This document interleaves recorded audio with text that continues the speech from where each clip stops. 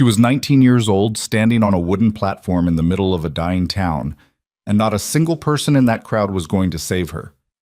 Every child before her had been chosen. Every one. The little ones went first, always did. Then the teenagers who looked strong enough to work a field or scrub a floor without complaining. One by one, hands were raised, coins changed hands, and lives were decided in the span of a few cold seconds. Then came Elena Cross, and the crowd went quiet in a way that felt like a verdict.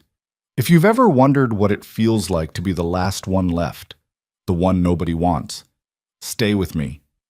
Because this story is about to show you exactly what happens when the world decides you're worthless, and one man decides the world is wrong. Watch until the end, and drop a comment telling me what city you're watching from. I want to see how far this story travels. The morning Elena Cross turned 19, she got a cracked bowl of cold oatmeal and a notice that said she had 30 days to vacate the Holloway home for orphaned youth. She remembered sitting at the long wooden table in the dining hall, staring at that paper, while around her the younger kids ate and argued and knocked over their cups. Nobody told her happy birthday. Nobody even looked at her.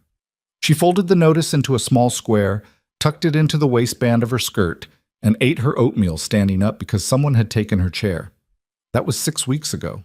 Now she stood on a platform in the center of Red Hollow, Colorado, wearing every piece of clothing she owned, which amounted to a faded wool dress, a coat with 2 missing buttons, and boots that let the cold in through a split along the left sole. The sky above was the color of old pewter. The mountains in the distance were already white at the peaks, and down here in the valley, the wind had an edge to it that sliced right through wool and cotton and bone. Red Hollow was not the kind of town people chose. It was the kind of town people ended up in. Miners came here chasing silver and copper rumors, dragging their families behind them, and then the mine would go dry or cave in or just stop being profitable, and half of them would leave and half of them would stay because they had nowhere else to go and no money left to get there. What remained was a town of stubborn people and failed dreams, of saloons that stayed busy because the alternative was thinking too hard, of mud streets and wooden storefronts with faded paint and broken windows patched with oilskin. The platform in the center of town wasn't built for auctions. It was built for announcements and the occasional public hanging. But the territorial administrator had decided that Red Hollow, with its desperate labor shortage and its proximity to the mining operations up the mountain, was a reasonable place to hold a labor placement drive.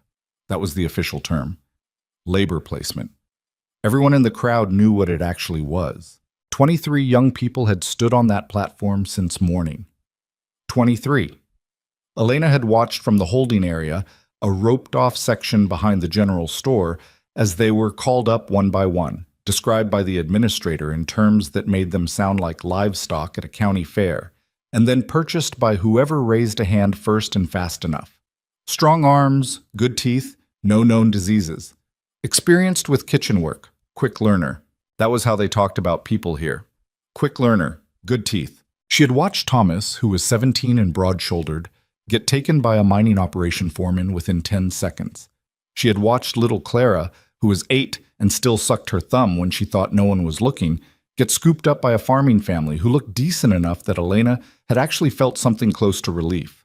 She had watched a group of 4 siblings, ages 9 through 14, get separated, the 2 older ones going to the mine commissary and the 2 younger ones going to a woman in a yellow bonnet who hadn't smiled once during the entire transaction. That last one had stayed with Elena, the way the 14-year-old had grabbed her youngest sister's arm at the last second, the way the administrator had to physically step between them, the way the little one had started crying and the older girl had gone completely still and blank-faced in the way that people go blank when the feeling is too large to fit on their face.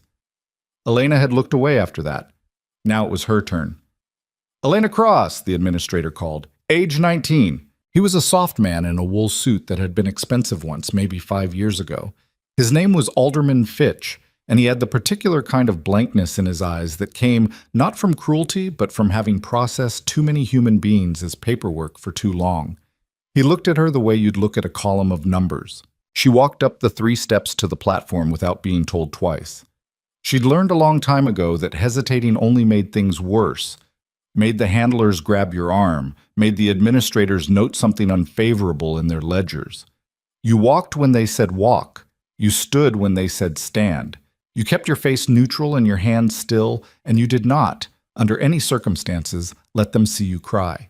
The platform was elevated enough that she could see most of the crowd.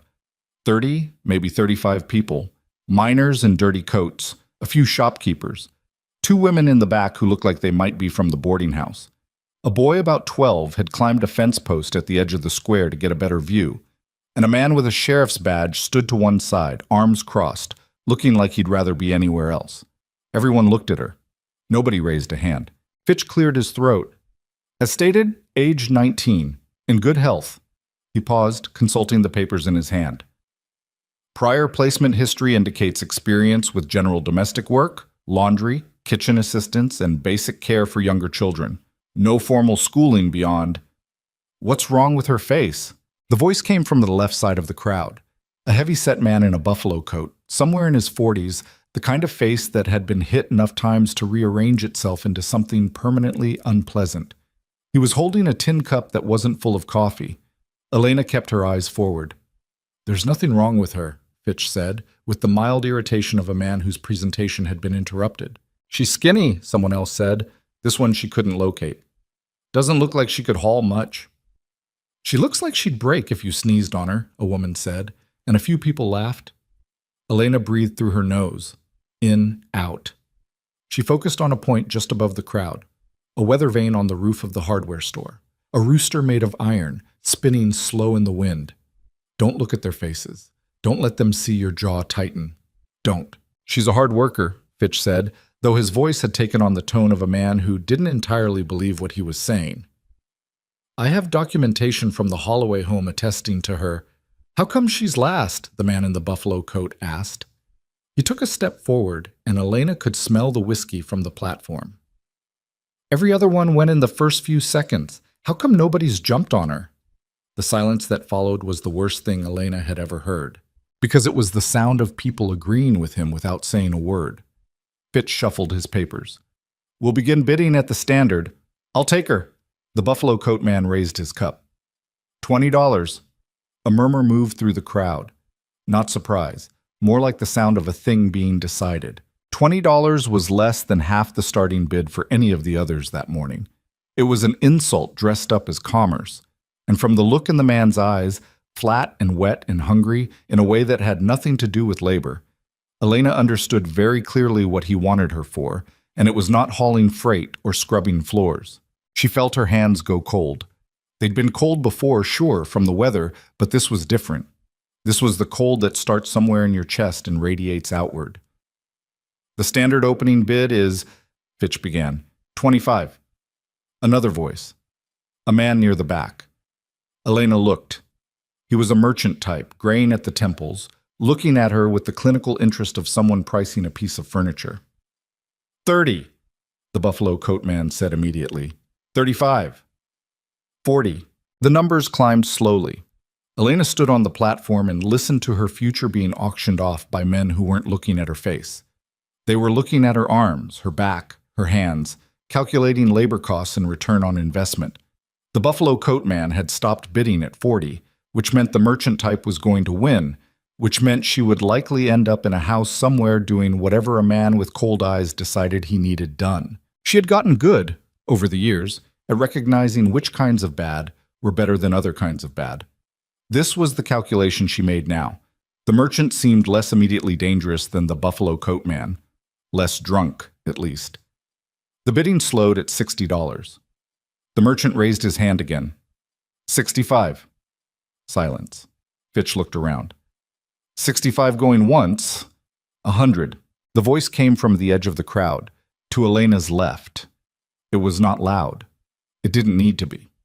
There was something in the quality of it, low and certain and completely unbothered, that cut right through the ambient noise of the square and made people turn. The man who had spoken was standing at the very edge of the crowd, and Elena's first thought was that she hadn't noticed him there before, which seemed impossible given his size. He was enormous, not in the blustery, puffed-up way of the buffalo coat man, but in the way of something built for hard use in hard weather. Broad through the shoulders, long-limbed with hands that were visible even from the platform as large and rough and scarred. He wore a heavy canvas coat over a flannel shirt, both of which had seen better decades.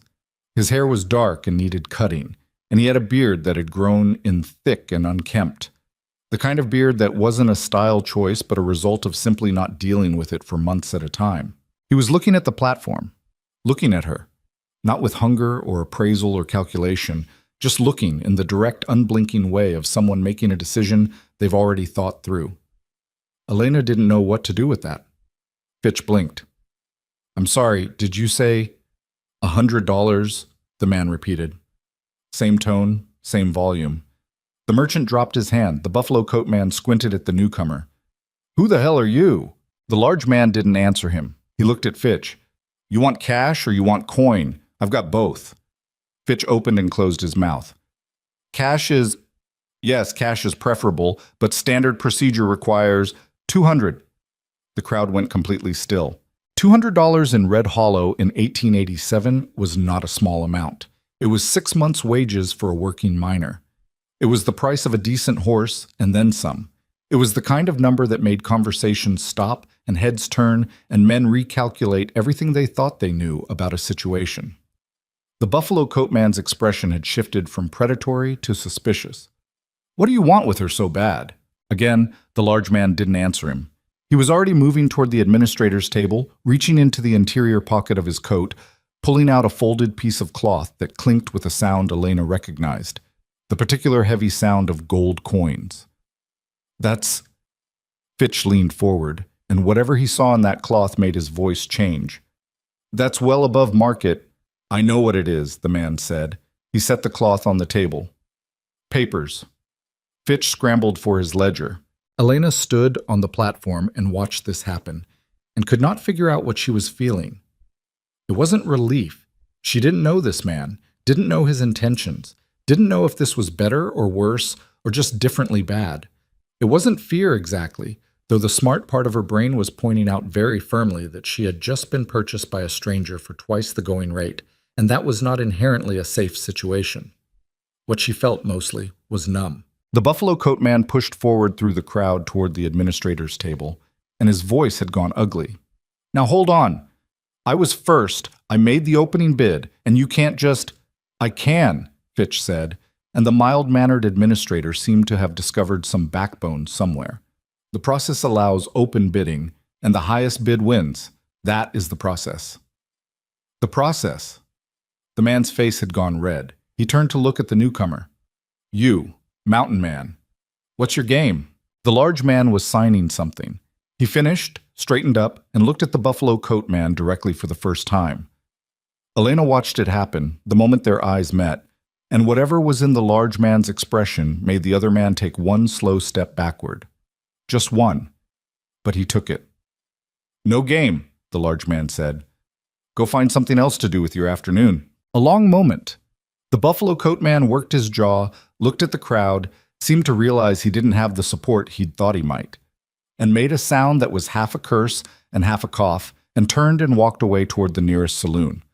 The crowd began to break up. Show was over. Fitch handed something to the large man. A fold of papers, documents, the kind of things that transferred legal responsibility from one party to another. The large man looked at them once, folded them, and tucked them away. Then he turned and looked up at the platform. Elena was still standing there. She hadn't moved. He walked to the base of the steps and stopped. "You're Elena Cross," he said. "Yes." Her voice came out steady. She was almost surprised. "Can you walk?" Odd question. "Of course I can walk." Something moved in his expression. Not quite a smile, not anything she could put a name to. "Then come down." She came down the 3 steps, one hand on the railing, and stood in front of him on the mud street of Red Hollow. Up close, he was even larger than he'd looked from the platform, and there was a scar along his jaw that disappeared into his beard, and his eyes were a dark gray green that reminded her, stupidly, of water under ice. "My name is Rowan Blackthorne," he said. "I have a cabin in the mountains, about a day's ride from here." She waited. "I'm going there now," he said. "You can come with me or I can leave you here. Either way, those papers say you're free of the system." He paused. "It's your choice." She looked at him for a long moment, looked at the papers folded inside his coat. looked at the empty platform behind her and the crowd dispersing and the buffalo coat man's back disappearing through the saloon door. "You just spent $200, she said, "and now you're saying it's my choice?" "I said what I said. Why?" His jaw tightened slightly. "Because some things need doing." He turned and started walking toward the edge of town. "There's a gray horse at the livery. We'll need to get moving before the light goes." She stood in the middle of the empty square for a moment. The wind pushed a scrap of paper across the mud. The iron rooster on the hardware store still turned. Then she followed him. The horse's name, she eventually learned, was Grit, and the name suited him. A gray roan with a stubborn set to his ears and a tendency to stop without warning to investigate interesting smells. Rowan led him by the bridle most of the way through town, and Elena walked beside them both, carrying her one bag, which contained a change of clothes, a book with a cracked spine, and a small tin box that had belonged to her mother. She hadn't spoken since the square. Neither had he. At the edge of town, where the main road turned to a dirt track that wound north toward the mountain's base, Rowan stopped and looked at her. "You can ride," he said, "or walk. Track's not even for the first mile, so if you'd rather walk, I'll walk." He nodded, and they went on. The town fell away behind them gradually, the way things do when you're leaving somewhere on foot. Slowly enough that you could still hear it for a long time. The sounds of people and horses and commerce, and then slowly less, and then it was just wind and the creak of Grit's bridle and the soft sound of boots and hooves on frozen ground. After about a half mile, Elena said, "Where did you get $200 in gold coin?" "Mind it." "From where?" He was quiet for a moment. "There's a seam up in the eastern fork of the valley. Hard to reach. Dangerous, really. Most operations won't go up there because the rock's unstable and the air gets bad in the lower tunnels." He didn't look at her when he said it. "I went up there." Elena absorbed that. A dangerous mine that other people avoided. For $200 in coin. To spend on a girl nobody wanted. "Why?" she asked. His jaw worked. "I told you." "You told me some things need doing," she said. "That's not an answer." He looked at her then, sideways, and she had the sudden sense that he wasn't used to being pushed back on. Not in an aggressive way, more like someone who had spent a lot of time alone and had forgotten that conversations moved in two directions. "No," he said. "It isn't." He looked forward again. "We'll have time to talk. Right now I'd like to get above the valley before dark." It wasn't a dismissal. It was, she decided, something closer to honest. He had his reasons. He would tell her when he was ready. She could push harder or she could let it be. She let it be. For now. The track steepened as they climbed and the trees thickened around them. Pine and spruce and the occasional aspen, already bare, their white trunks catching what was left of the afternoon light. The temperature dropped with the altitude, and Elena buttoned her coat all the way up and pulled the collar around her ears. Grit moved carefully on the rocky sections, placing his feet with an intelligence that suggested he knew this path well. Rowan moved carefully too, not from uncertainty but from habit, checking the ground ahead, noting where a stone had loosened or where water had frozen over a dip in the trail. He stopped twice and listened. She noticed, the second time, that his hand moved to something under his coat, something at his hip. "Is this a safe route?" she asked. "Mostly. Mostly. There have been men through here. Prospectors, mostly. Sometimes less polite." He started walking again. "We haven't had trouble in a while." She noted the "we" and filed it away. The light was going orange and purple in the gaps between the trees when they came through a narrow pass between two ridges, and Elena stopped walking and stared.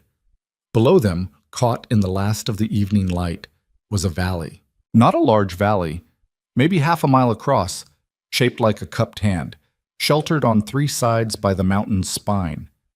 There was a stream running through it, not yet frozen, silver in the fading light. There were trees, but not choking thick, enough for windbreak, enough for wood, with open meadow in the center where the snow lay unbroken and clean. And at the far edge of the meadow, backed against the western slope, a cabin.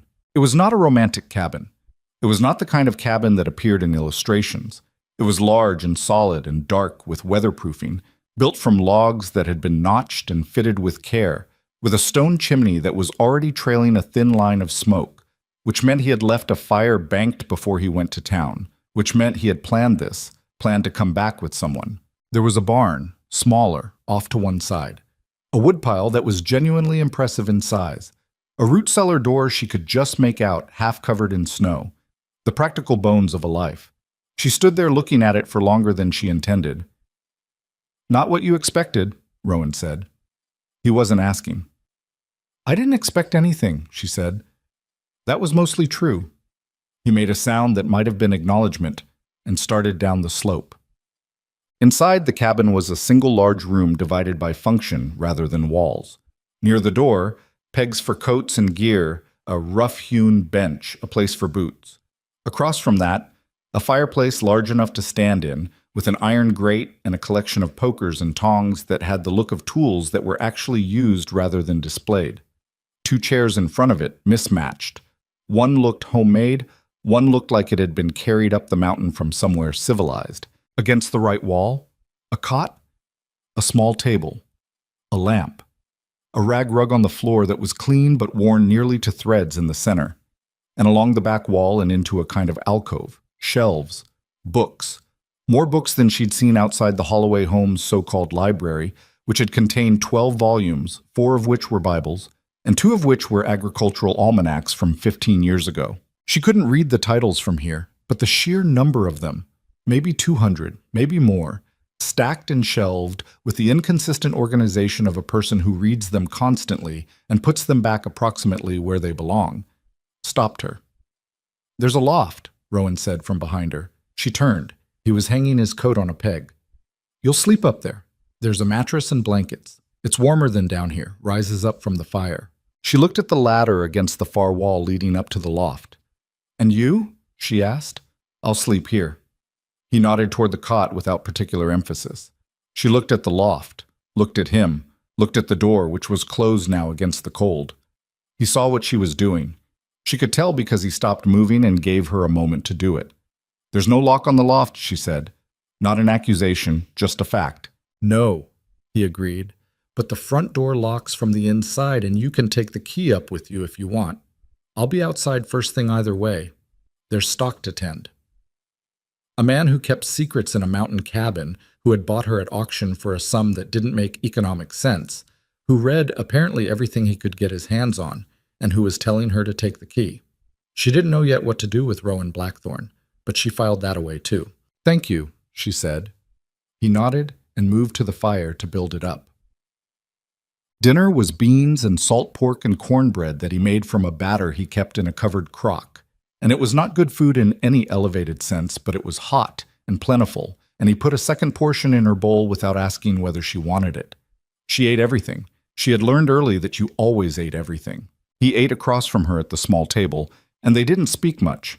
At some point she asked how long the winter usually lasted here, and he said often through April, sometimes into May, in a hard year. She asked if he ever went down to town, and he said when he needed to and left it at that. She asked if he lived here alone. He said yes. Something in the way he said it made her not ask anything else. After dinner, she helped clean up, which he seemed not to expect. There was a small hesitation when she took the bowl from his hands to wash it, like he'd forgotten that was a thing people did together. She washed, he dried, and then she took the key he'd said she could have and climbed the ladder to the loft. It was warm up there, just as he'd said. There was a straw mattress with real blankets, 2 of them, heavy wool, and a small window the size of a dinner plate that looked out onto the valley below. She could see the stars beginning, the sky going from purple to black to the specific deep clear dark that you only got at altitude. She set her bag down, took off her boots, sat on the mattress and put the key in her palm and looked at it. He could take the ladder away. That was the practical thought she had. He could take the ladder away and she'd have no way down, and she'd have to jump and likely break something on the floor below, which was, she looked, hardwood, rough and unfinished. She thought about this for a while. Then she put the key on the little shelf beside the mattress and lay down and pulled both blankets over her and listened to the sounds of the cabin below. The fire settling, grit moving in the barn outside, the wind beginning to pick up around the ridgeline. She did not sleep for a long time, but she did sleep eventually. That was something. The first week was an exercise in mutual caution. They were two people who had both learned, through different paths and different damage, to take up as little space as possible around others. The result was a cabin that sometimes felt like it had too many unspoken things in it, and sometimes felt like the most carefully quiet place Elena had ever occupied. He was up before she was every morning, always. When she came down the ladder, the fire was already going, and there was usually something on: coffee or cornmeal, or occasionally eggs if he'd been to the hen house. He never called up to wake her. He just let her sleep until she woke. She figured out the water situation by watching him: the stream, in the morning before it got churned up, or the barrel he kept at the north corner of the cabin that collected snowmelt. She figured out where he kept the dry goods and where he kept the perishables. She figured out that the outhouse was 20 yards past the barn and that he'd worn a clear path to it in the snow. She started making herself useful. Not because he asked, he didn't, but because it was the only thing that made her feel like she had a right to be in the space. She swept out the cabin. She organized the dry goods so she could find things without rooting around.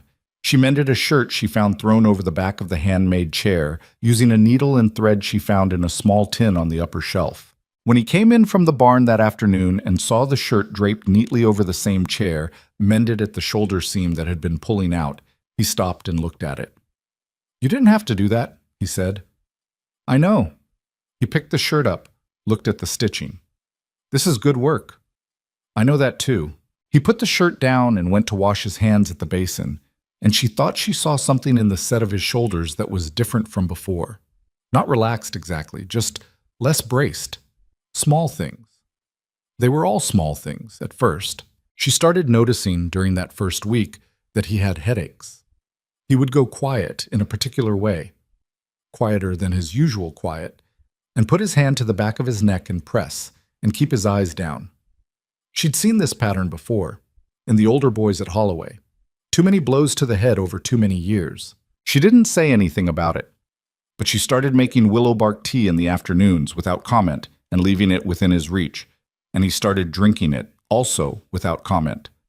She noticed that he slept badly. She could hear it from the loft, the shifting, the occasional sharp sound he made that might have been a word, the long silences that somehow felt louder than the rest. She knew what bad sleep looked like. She'd had it herself, most of her life. She noticed that he had books he was partway through on almost every surface, open, face down, bookmarked with whatever was handy, which was usually a strip of leather or a folded piece of paper. He wasn't reading any of them front to back. He was jumping around, picking one up when the mood suited, setting it down, picking up another. She recognized this too. It wasn't carelessness. It was a person who found other places easier to live in than the one they were actually in. She started picking up the books after a few days, looking at the pages they were open to, curious about what he'd been reading and why. History, mostly. Some natural philosophy. A battered collection of poetry with a name written inside the front cover in ink so old it had gone brown. Margaret Blackthorne. She closed that one carefully and put it back exactly where she'd found it. On the 5th day, he spoke more than usual. She wasn't sure what prompted it. Maybe the weather, which had shifted to a hard, steady snow that penned them both inside for most of the afternoon. He had been carving something at the table, a piece of wood shaped vaguely like an animal, and she had been reading a history of the Spanish missions in New Mexico, which was dull but better than staring at the wall, when he said, without preamble, "You warm enough at night?" She looked up. "Yes, the blankets are good. There's another one in the cedar chest, under the loft. I'm warm enough." He went back to carving, then, "You sleep all right?" "Well enough." He was quiet for a moment. "The first few nights in a new place, it's hard." "It's fine," she said. He looked at her. "I'm not asking to be polite. I'm asking because if you're not sleeping, I can—" He stopped. "Can what?" "I don't know, something." He shrugged, a little uncomfortably, and went back to the wood. "I just meant to ask." She thought about that. A man who had spent months alone in a mountain cabin, developing the particular social awkwardness of the truly isolated, asking whether she was sleeping, not because he needed her rested for labor, just because he was asking. "I wake up sometimes," she said. "In the night. I have for years. It passes." He nodded, didn't push. "You too," she said. His hand stilled on the wood, I can hear from the loft, she said, not unkindly. Not what you say, just that you're restless. A long pause. Yeah. The word came out rough. For years. They sat with that for a while, and the snow fell past the small windows, and the fire popped and settled, and two damaged people who'd learned not to say too much sat in the same room and found, slowly, that the silence between them had changed into something slightly less careful. It wasn't trust. Not yet. Not close. But it was something. Some early, fragile version of something. She went back to the Spanish missions. He went back to his carving. Outside, the snow kept falling, softening the whole sharp world down into something that looked, from a distance, almost gentle. On the 7th day, he found her crying. She hadn't meant to. She'd gone to the barn for no particular reason, maybe just to be in a different space, to be around Grit's patient warmth and the smell of hay and animals, which was, she had discovered, oddly comforting. She'd sat down on a hay bale and had been perfectly fine for several minutes, and then she had not been fine, and the crying had come the way it always did for her, fast and violent and almost completely silent, because she had learned young that crying loudly brought attention, and attention brought trouble. She heard the barn door and shoved the heel of her hand against her eyes and turned away. Elena. Not a question. He'd seen already. I'm fine, she said. Her voice was rough. Just give me a minute. He didn't leave, but he also didn't come closer. She heard him stop just inside the door. Grit nickered softly. You don't have to be fine, he said. I said I'm fine.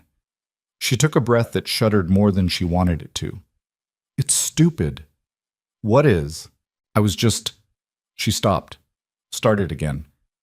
I was counting days here. 7, he said. 7 days is the longest I've ever stayed in one place without someone telling me to leave, or moving me. She stared at the wall of the barn. I was counting the days, and it just... She stopped again. It's stupid. He was quiet for a moment. Then he walked across the barn and sat down on the hay bale opposite her, far enough away that it wasn't crowding, close enough that it wasn't dismissal, and looked at the same wall she was looking at. It's not stupid, he said. You don't have to say that. I know I don't have to. He said it the same way he said most things, flat and certain, like he'd checked it against something before he said it out loud. 7 years ago I came up here, and the first time I left to go back down to town, I walked about a mile out of the valley and then just stood on the trail for 20 minutes because I couldn't figure out why I'd want to go somewhere that wasn't here. She looked at him. It takes a while, he said, for a place to feel like yours. And sometimes when it starts to, that's when the bad feelings come up, not when things are bad. When they're... He seemed to search for the word. When they're safer. She thought about that. It sounded right in a way she couldn't quite articulate, a truth that fit even though she'd never heard it stated before. How do you know that? She asked. He picked up a piece of straw and turned it between his fingers. I know it because I stayed up here until I could figure out how to live in a world that kept not working the way it was supposed to, and it took a long time, and some of the hardest days came after I thought I'd gotten through the worst of it. She looked at him for a while. At his hands, the straw, at the scar along his jaw, at the particular stillness of someone who'd made a kind of peace with something, not a clean peace, but a livable one. I'm not going anywhere, she said. It came out different than she meant it, more uncertain, like a question. No, he said. I know. The barn was warm from the animal heat, and outside the snow had stopped and the afternoon light was coming at an angle through the gap under the door, and Grit had gone back to his hay, and Elena Cross wiped her face with the back of her hand and sat there for a few more minutes until the feeling passed. He stayed until it did. Then they both went back inside and he made coffee, and neither of them mentioned it again. But something had shifted in the subtle architecture of the space between two people. Something that had been at an angle was now slightly more square. She noticed it. She thought he did too. She did not name it.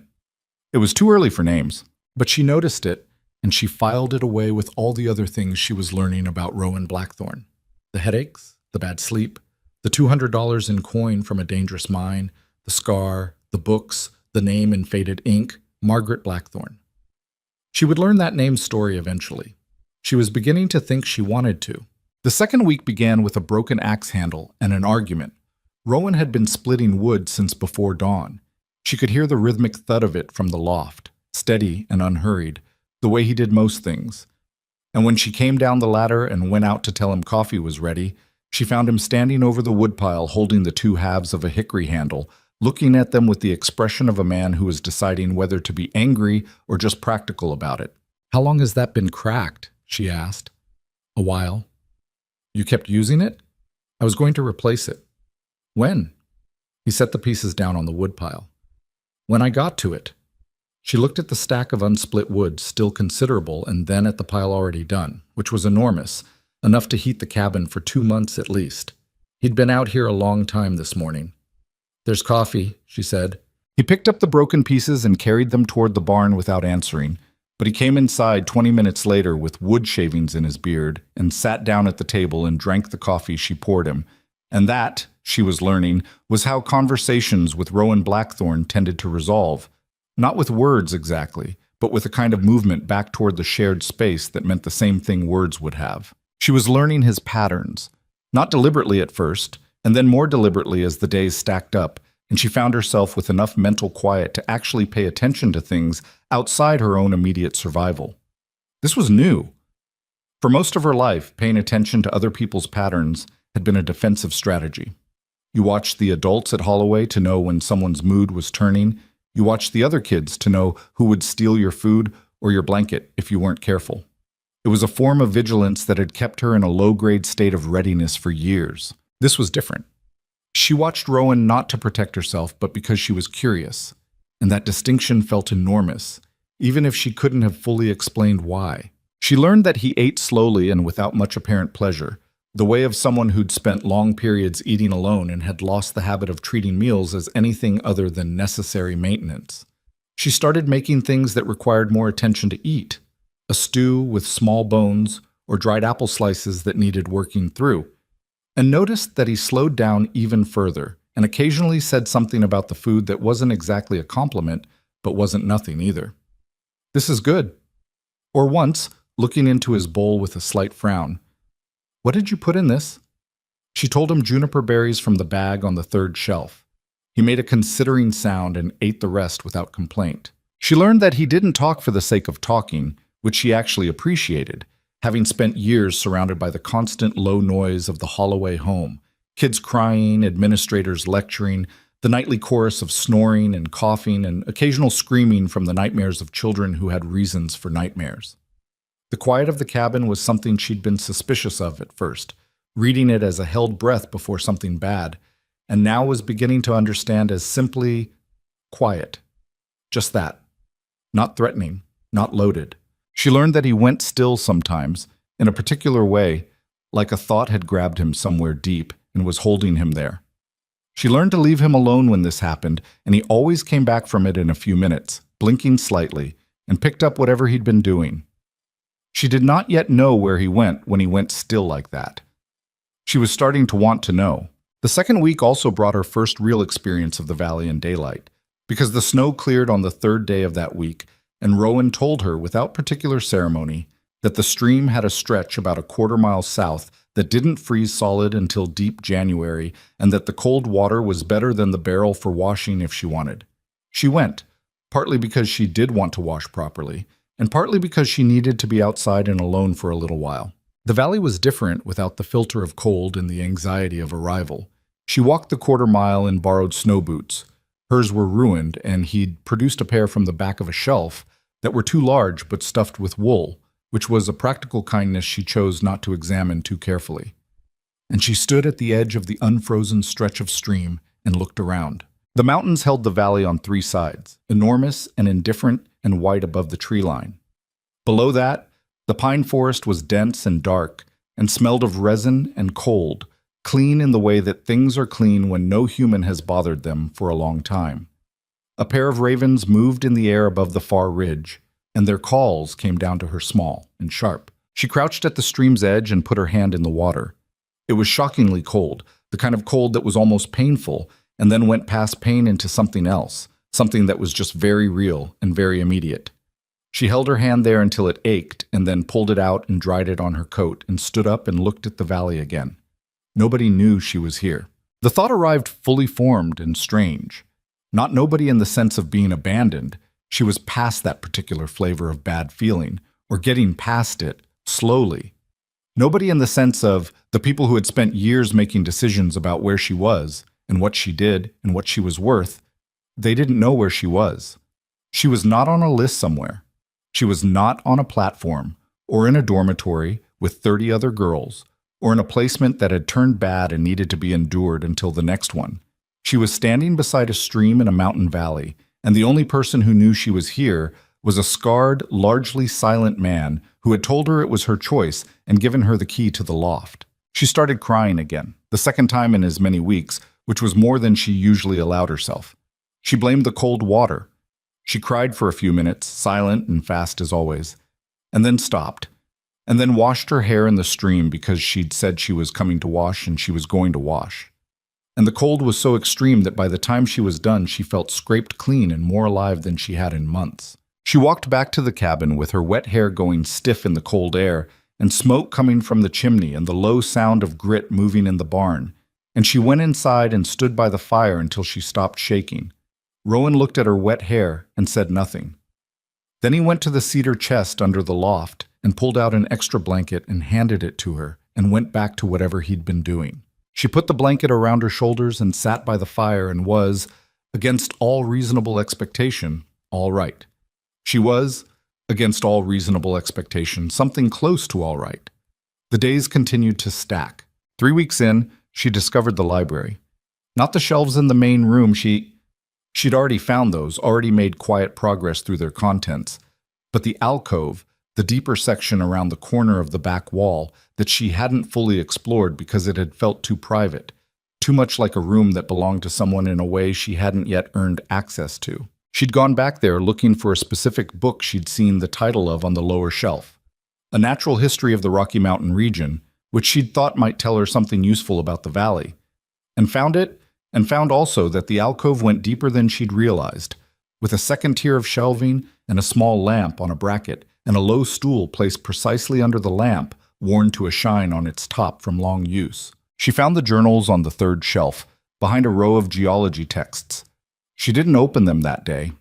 They were clearly personal, bound in leather, a stack of 5 or 6, the oldest visibly more worn than the recent ones. She looked at them for a moment and then took the natural history book and went back to the main room. But she thought about them. She thought about them for 3 more days before she said anything. "Those journals in the back," she said one evening while they were both near the fire. He was doing something with a piece of harness leather and an awl, repairing something that needed repairing. She was reading, or pretending to. He didn't look up. "What about them? Are they yours?" "Mostly." She waited. "Some of them are older," he said, after a moment. "From before." "Before you came here?" "Before a lot of things." He worked the awl through the leather. "You can read them if you want." She hadn't expected that. "I wasn't asking to—" "I know you weren't." He looked up then, briefly. "I'm telling you that you can." She went back to her book. He went back to the harness. The fire moved between them, and the wind pressed at the roof. And she sat with the knowledge of those journals like a hand extended that she wasn't quite sure how to take. 2 days later, she went back to the alcove and sat on the worn stool and opened the oldest one. The first entries were brief and functional. Dates, weather observations, notes about the mining work, supplies needed. The handwriting was different from what she'd seen of his current writing. Less controlled, more angular, the writing of a younger man or a more agitated one. She read through the first 20 pages quickly, getting a sense of things. He had come to the mountain alone 7 years ago, as he'd said. He had built the cabin himself over 2 seasons. He had made himself into a man who could survive there through what sounded like sheer persistence and a fair number of serious mistakes. Lost the first winter's worth of cured meat to moisture in the cellar. Spent 2 weeks eating mostly pine bark broth. Will not do that again. She almost smiled. The tone of the journals shifted around the 3rd year. The entries got longer, less practical, more internal. Something had happened. She read around it for several entries before she found it stated plainly, in the careful way of someone writing a thing they'd been avoiding. Heard from the territorial office about the situation in Prescott. M is gone. There's nothing to go back for now. I don't know how to feel about the fact that I'm relieved and that the relief makes me feel sick. M. Margaret. She read on. It came in pieces, the way the truth usually does, assembled from fragments across multiple entries over multiple evenings of sitting on the stool in the alcove with the lamp turned up and her own breathing slow and careful. Margaret Blackthorne had been his younger sister, 6 years younger. When their parents died, their father first, from a mining accident, their mother 2 years later from something the journals called the consumption, which was the word people used when they couldn't afford the doctor enough to know the real name. Rowan had been 20, Margaret 14, and the territorial welfare system had done what the territorial welfare system did, which was separate them. She had gone to a county institution in Prescott. He had spent the next several years trying to earn enough money to get her out, which meant the mines, which meant working in conditions that left the scar on his jaw, and apparently several others she hadn't seen, and which meant not seeing her for stretches of months at a time, because the institution was far, and travel was expensive, and every dollar spent on a stage ticket was a dollar not saved for the legal fees that might eventually get her free. By the time he had enough, by the time the papers were nearly in order, she was gone. The institution had what it called an illness, a fever moving through the dormitories, and Margaret Blackthorne had been 17 years old and not strong enough, and the territorial office had sent him a letter, and the letter had said what such letters said, and Rowan had been up here on the mountain when it arrived, and he had... The entry stopped mid-sentence. The next one was 2 months later, just a date and a weather observation. Then nothing for 6 more months. Elena sat with the journal in her lap and looked at the lamp flame for a long time. She understood now where he went when he went still. She understood the bad sleep. She understood why a man who'd spent 7 years alone on a mountain had looked at a girl on an auction platform and decided, quietly and completely, that he was going to do something about it. She understood, and the understanding sat in her chest like a stone. Not a bad stone, not the kind you wanted gone, but the kind that had weight and was real and meant something. She put the journal back carefully, in the exact position she'd found it, and came back to the main room. Rowan was at the table, working on something by lamplight, and he looked up when she came around the corner. He looked at her face and then looked back down at his work. "The last entry in the third one," she said. Her voice came out steadier than she expected. "The one that stops in the middle." He was quiet. "I'm sorry," she said. "About Margaret." The name in his handwriting, in old brown ink on the flysheet of the poetry book. He didn't answer for a moment. When he did, his voice was lower than usual. "She would have been 24 this year." Elena sat down in the homemade chair. "What was she like?" He looked up at that, surprised by the question. Most people, she supposed, would have said something careful and moved on. But she was not most people, and she was genuinely asking. "Stubborn," he said. Something that was almost a smile moved across his face and was gone. She had opinions about everything, and she wasn't shy about sharing them. Argued with me constantly. He looked at the table. She was always cold. Even in summer, she was always cold. She'd steal my coat, and I'd yell at her, and she'd just... He stopped. Started again. She never once apologized for anything in her life. "She sounds like she was something." She was. He said it plainly, without the softening people usually put around grief. She was something. Elena folded her hands in her lap. "You should have been able to save her." He looked at her. "I'm not saying it the way it sounds," she said quickly. "I mean, the system should have let you. You were trying. You had the money eventually. They just..." She stopped.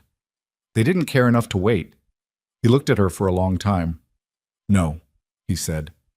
"They didn't." The fire was burning low, and outside the temperature had dropped to the kind of cold that pushed against the walls of the cabin like a living thing, looking for gaps. Elena got up and put another log on without being asked, and came back and sat down, and they stayed there for a while in the particular quiet of two people who have shared something true, and are sitting with the weight of it. "The reason you went to town," she said. "Yes." "The gold from the eastern seam." "Yes." She looked at him. "How long did it take?" "To mine that much?" He calculated. 14 months, working the seam when the air was good enough and pulling back when it wasn't. The rock in there is rotten. Cave-ins every other week. He said it the way you'd describe an inconvenience. I needed the amount to be enough to guarantee the outcome. Couldn't risk being outbid. 14 months. He had spent 14 months in a dangerous mine for $200 in gold to buy a girl he'd watched from a distance and decided to save because his sister had died in a system that hadn't cared enough to wait. Why me specifically? She asked. There were 23 others. The question had been sitting in her since the first day, and she'd been waiting for the moment when asking it felt right. He was quiet long enough that she thought he might not answer. Then, I came down to town about 18 months ago for supplies. Saw the Holloway home transport coming through. They do it twice a year, move some of the older ones to work placements in the area. He paused. You were in the back of the wagon. You had a split lip, and you were looking out at the mountains, and you had this expression on your face like you were memorizing them. She didn't remember this. She remembered very little about the transit days. They blurred together in her memory. Cold wagon beds and different faces and the constant low-grade calculation of figuring out where the danger was. I watched you for the rest of that trip, he said. And I came back to town 3 times after that, just to... He stopped. The word he'd been about to use seemed to embarrass him. To check. To check, she repeated. To make sure you were still... He set down whatever he'd been working on. I didn't plan it the way it sounds. I wasn't watching you strange. I just needed to know someone was watching, since no one else was. The stone in her chest was heavier now, not unpleasantly so. You went into a mine that could have killed you, she said, for a year and 2 months, for someone you'd seen twice. 3 times, he said, and it seemed like the thing to do. He picked up his work again. I'm aware it doesn't sound like anything, she said. It sounds like you did it. He looked at her. She held the look until he was the one who looked away, and she felt something in that exchange that she couldn't name but recognized as important. She went to bed that night with the image of herself in the back of a supply wagon, looking at the mountains she hadn't known yet, and a man at the edge of the road who'd seen something in her face and decided it mattered. She had not felt like she mattered for a very long time. The feeling was uncomfortable in the specific way that unfamiliar things are uncomfortable, like wearing a coat that fit well after years of coats that didn't. The fit itself was strange, but it was the right kind of strange. She lay in the loft with the key on the shelf beside her. She still took it up every night, old habit, and listened to the wind and the settling of the cabin, and after a while, the quieter than usual sounds of Rowan below, and thought about the word watching and the way he'd said it and what a person does with the knowledge that someone saw them when they thought no one was looking. She did not have an answer for that yet. She was beginning to think she wanted one. The days that followed had a different texture, not dramatically different. He still spoke little. She still kept herself busy with the domestic work that needed doing and the books she was steadily making her way through, and the valley was still locked in the particular silence of a mountain winter. But something between them had shifted in the way of things that shift quietly and can't be shifted back. She caught him watching her sometimes, the way he described observant and still, and instead of making her nervous, it made her feel oddly seen. She started talking more, filling silences that had previously been fine with snippets of things she was reading, observations about the weather or the animals, small pieces of her own history offered up in the casual way of someone testing whether a surface will hold weight before putting more on it. He listened. He always listened. Occasionally he asked a question, short and direct, and she'd answer, and he'd nod and go quiet again, and she'd realize later that the question had been exactly the right one. One afternoon, she told him about the Holloway home in more detail than she'd intended. The 3rd administrator in 4 years, the one who'd decided the older girls were old enough to handle work details that the boys weren't assigned to, the winter she'd been 13 and the heating had failed for 2 weeks, and they'd all slept in one room with coats over their blankets. She told it matter-of-factly, the way she'd learned to discuss bad things, like they'd happened to someone else who'd then given her the memory to carry. When she finished, he was quiet for a moment, and then he said, "How old were you when you went in?" 8, she said. "Both my parents died the same winter. Different things. I know how that goes." "I know you do." They looked at each other, and it was not the cautious look of 2 strangers sharing proximity. It was something else. The look of two people who had taken different roads to the same kind of hard country and found each other there. She did not say what she was thinking. She was thinking that she had spent 11 years waiting for a place that felt like it might not require her to brace herself, and that it had taken a mountain and a silent man and 14 months of dangerous mining and everything going very badly before it very slowly went less bad, and that she was beginning to suspect, with a carefulness that felt almost superstitious, that she might have found what she'd been waiting for. She did not say it. It was too early. The kind of thing you name too soon had a way of breaking under the weight of the naming. But she thought it, sitting in the homemade chair by the fire, with the wind outside and the lamp on the table and the smell of pine and coffee and wood smoke that was becoming, grain by grain, day by day, the smell of somewhere she was allowed to be. She thought it, and she held it carefully, and she did not say it out loud. Outside, the snow fell again, steady and patient, covering the valley in another layer of white, and the mountains held their ground against the sky, enormous and indifferent, and somehow, in the way of enormous indifferent things, a kind of comfort after all. She found the last journal by accident. It was the 5th week, and she had developed enough of a routine that she moved through the cabin with a kind of ease she hadn't expected to find in herself. She knew where things were.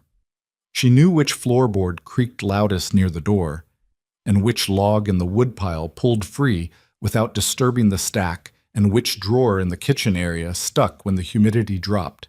She knew the cabin the way you know a place you've stopped being a guest in, and the knowing of it still surprised her sometimes, catching her off guard in small moments. Reaching for the coffee without looking, finding it exactly where she'd left it, and feeling something quiet and startled move through her chest. She had been cleaning the alcove that morning, which was overdue. The shelves collected a particular kind of dust up here, fine and dry, that settled in thin layers between the books and needed to come off with a cloth before it got into the bindings. She'd been working from the top shelf down, pulling books out in small groups, wiping the shelf, replacing them, and she was on the second to last shelf when she pulled out the geology texts and found, behind them, a journal she hadn't seen before. It was newer than the others. The leather was barely worn, the binding still stiff. She almost put it back without opening it. She would have maybe if it hadn't fallen open on its own to a page near the middle, the spine creasing at a spot that had been opened many times. The date at the top of the page stopped her. It was 18 months ago, nearly to the week. She knew that date.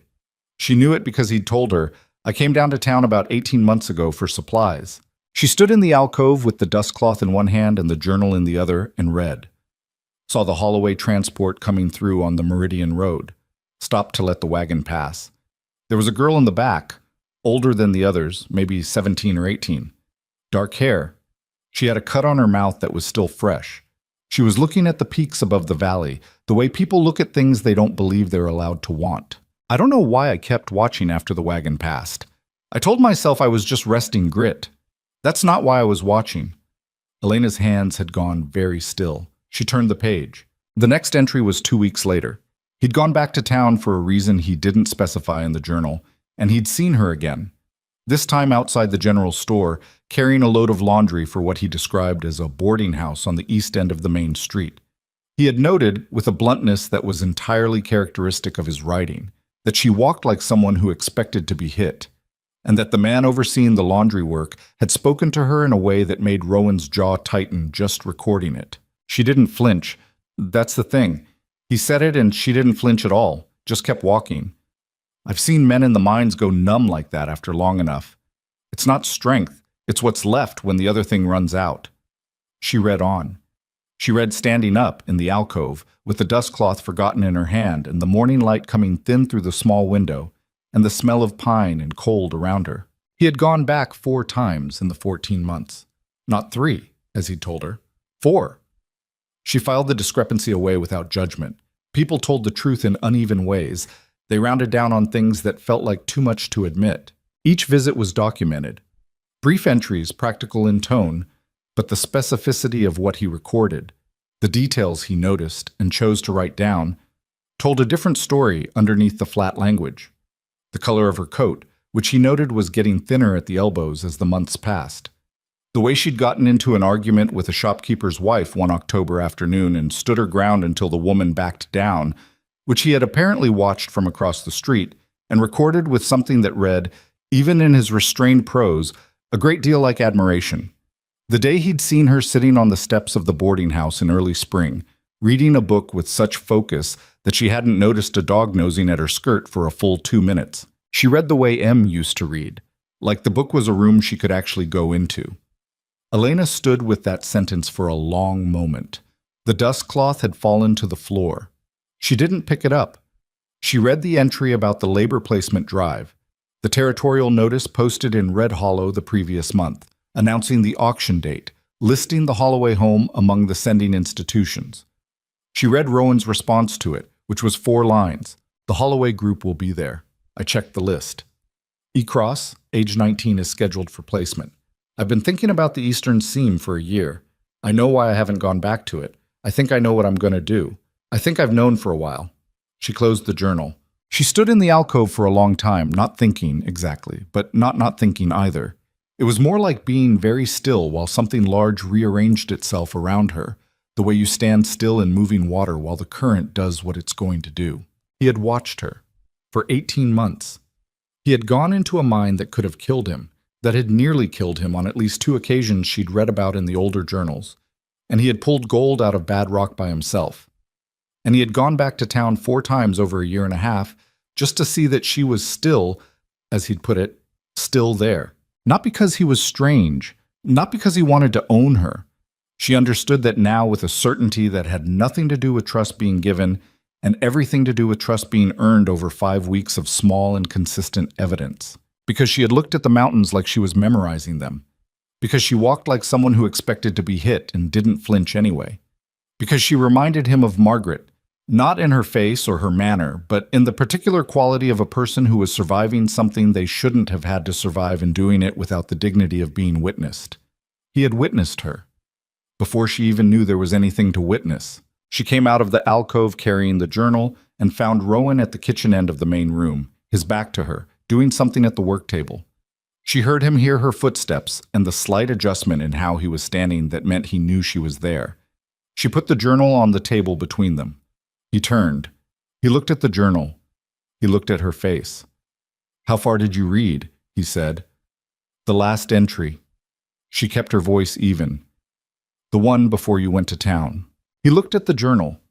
Something moved through his expression. Not guilt, exactly, but the discomfort of someone whose private thing had become less private. "I should have told you it was there." "You said I could read the journals." "I said the others." "You said the journals." She paused. "Did you mean to leave that one out?" He was quiet for a moment. "I don't know," he said, which was a more honest answer than she'd expected. "Maybe, maybe not." She pulled out the chair across from him and sat down. He remained standing, which was uncomfortable enough that after a moment he sat too, and they were across the table from each other with the journal between them like a third presence in the conversation. 18 months, she said. "Yes." "And 4 times, not 3. He held her look. 4 times. "The argument with the shopkeeper's wife," she said. "You watched the whole thing. You were right for what it's worth. She'd shorted the delivery count." Elena almost laughed. "I know I was right." She looked at the journal. "You wrote that I read like your sister." The silence that followed was different from his usual silences. This one had weight to it. "She read everything she could get her hands on," he said. "She used to say—" He stopped. "She said that a story was the only kind of room that nobody could lock you out of." He looked at the table. "She was 14 when they took her. She'd been reading since she was 5. She taught herself mostly, because I was useless at it until she made me practice with her." "She taught you to read?" "Better than I already could. Something that might have been fondness, worn smooth by grief and time. She had opinions about how I held the book, about pacing. She'd tap the table if I went too fast over a word I clearly didn't understand." Elena was quiet for a moment. "You went into the Eastern Seam for her." He looked up. "Not just for me," she said. "For her. Because you couldn't get her out, and so you got someone else out." He didn't answer. He didn't need to. The answer was already in the journals, in the 4 visits to Red Hollow, in the 14 months of dangerous work, in the $200 in gold coin that he'd set on the administrator's table without hesitation. She put her hand flat on the table, not reaching for him, just putting it there. A gesture that said, "I see this. I see what it is." "I'm not her," she said. "I know that. I know you're not." His voice had gone rough around the edges. "I never thought. I wasn't trying to. I know that too." She kept her voice level. "I'm just saying it so you know I know it. You're not confusing me with her. And what you did—" She stopped, trying to find words that were true without being too much. "What you did is the most human thing anyone has ever done for me, even with everything complicated underneath it. Maybe because of everything complicated underneath it." He looked at her hand on the table. He looked at his own hands, rough and scarred, resting on either side of the journal. "She would have been furious with me," he said, and there was something in his voice that was grief and love so tangled up they'd become inseparable. "For the mine, the risk. She'd have given me a full lecture about—" He stopped. His jaw worked. "She'd have wanted to meet you." "I think I'd have liked to meet her," Elena said. He nodded once, not trusting his voice. They sat like that for a while. The fire was low and needed tending, and neither of them moved to tend it, sitting in the cooling room with the weight of spoken things settling around them like dust after a disturbance, slowly finding its level. Finally, Elena got up and put a log on the fire. The practical thing. Always the practical thing, when the feeling was too big for the moment. "The eastern seam," she said from the fireplace. "Are you going back to it?" "No." She turned. He was still at the table, but he'd moved the journal aside. "Why not? If there's still gold—" "Because I got what I needed from it." He said it simply, without drama. "And because it's not worth dying in." She thought about this. "You thought it was worth it before." Before, the math was different. She wasn't sure what to do with that, so she let it sit. She came back to the table and poured them both coffee from the pot she'd made that morning, which was well past hot now, but still drinkable. She put his cup in front of him and sat back down. "Can I ask you something?" she said. "You generally do." "That first night, when you told me I could take the key," she wrapped her hands around her cup. "Did you mean it? Or were you testing whether I'd trust you?" He frowned. "What would I learn from that?" "I don't know. Some people do it." "I meant it," he said. "I told you what I meant. I wasn't—" He seemed genuinely bothered by the suggestion. "That's not how I operate." "I know," she said. "I know that now. I didn't know it then." "Fair enough." He drank his coffee. "Did you take it, the key? Every night for 3 weeks. Do you still?" She considered lying, decided against it. "Sometimes. When the bad dreams come before I sleep." She looked at her cup. "It helps to know the latch is mine." He nodded slowly. "Then take it as long as you need to." "I might not need to much longer," she said, and heard how that sounded and looked up. He was looking at her steadily, not reading into it, not making it into something it wasn't, just looking and waiting to see if she had more to say. She did not have more to say.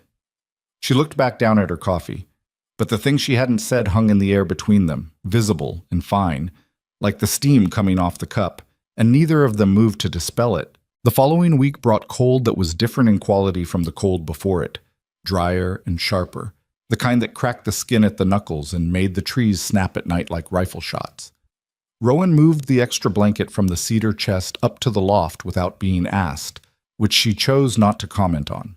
She started going to bed with the key out of habit, but stopped lifting it from the shelf, and one morning realized she hadn't picked it up in 4 days. She put it in her coat pocket instead of putting it back on the shelf, which felt like a reasonable middle ground. He'd begun talking more. Not dramatically, not suddenly, but with the gradual increase of someone who was remembering that conversation was possible, that you could say a thing to another person, and they'd say a thing back, and the exchange itself was worth having.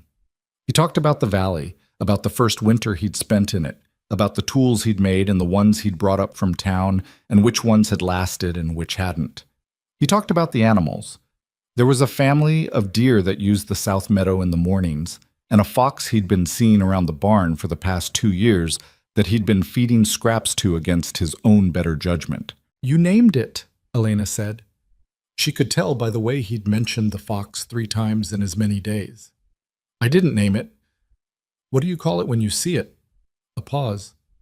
Rust, he said. That's a name. It's a description. She let it go, smiling at her book. She talked more too.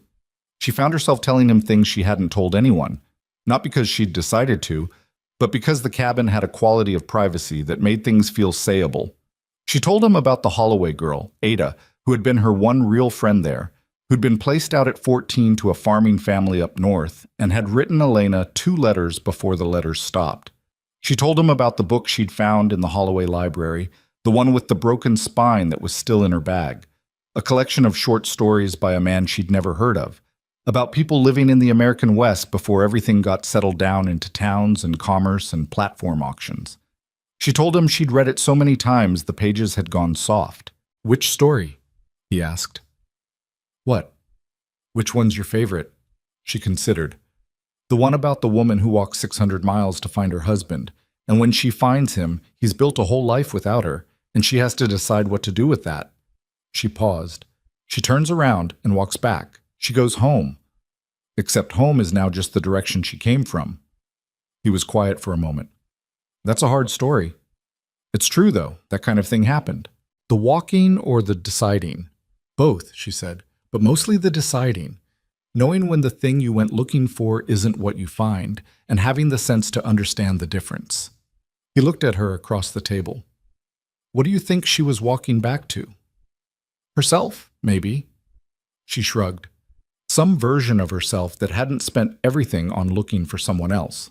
He was quiet again, in the way of someone turning an idea over, looking at its underside. You've done a lot of thinking for someone who has never given much time for it. The words landed simply, without ornamentation, and she felt them somewhere under her sternum. I had the nights, she said. Nights were mine. That's something. It was everything, some years. He reached across the table, not toward her, but to move the lamp slightly, adjusting the angle of the light.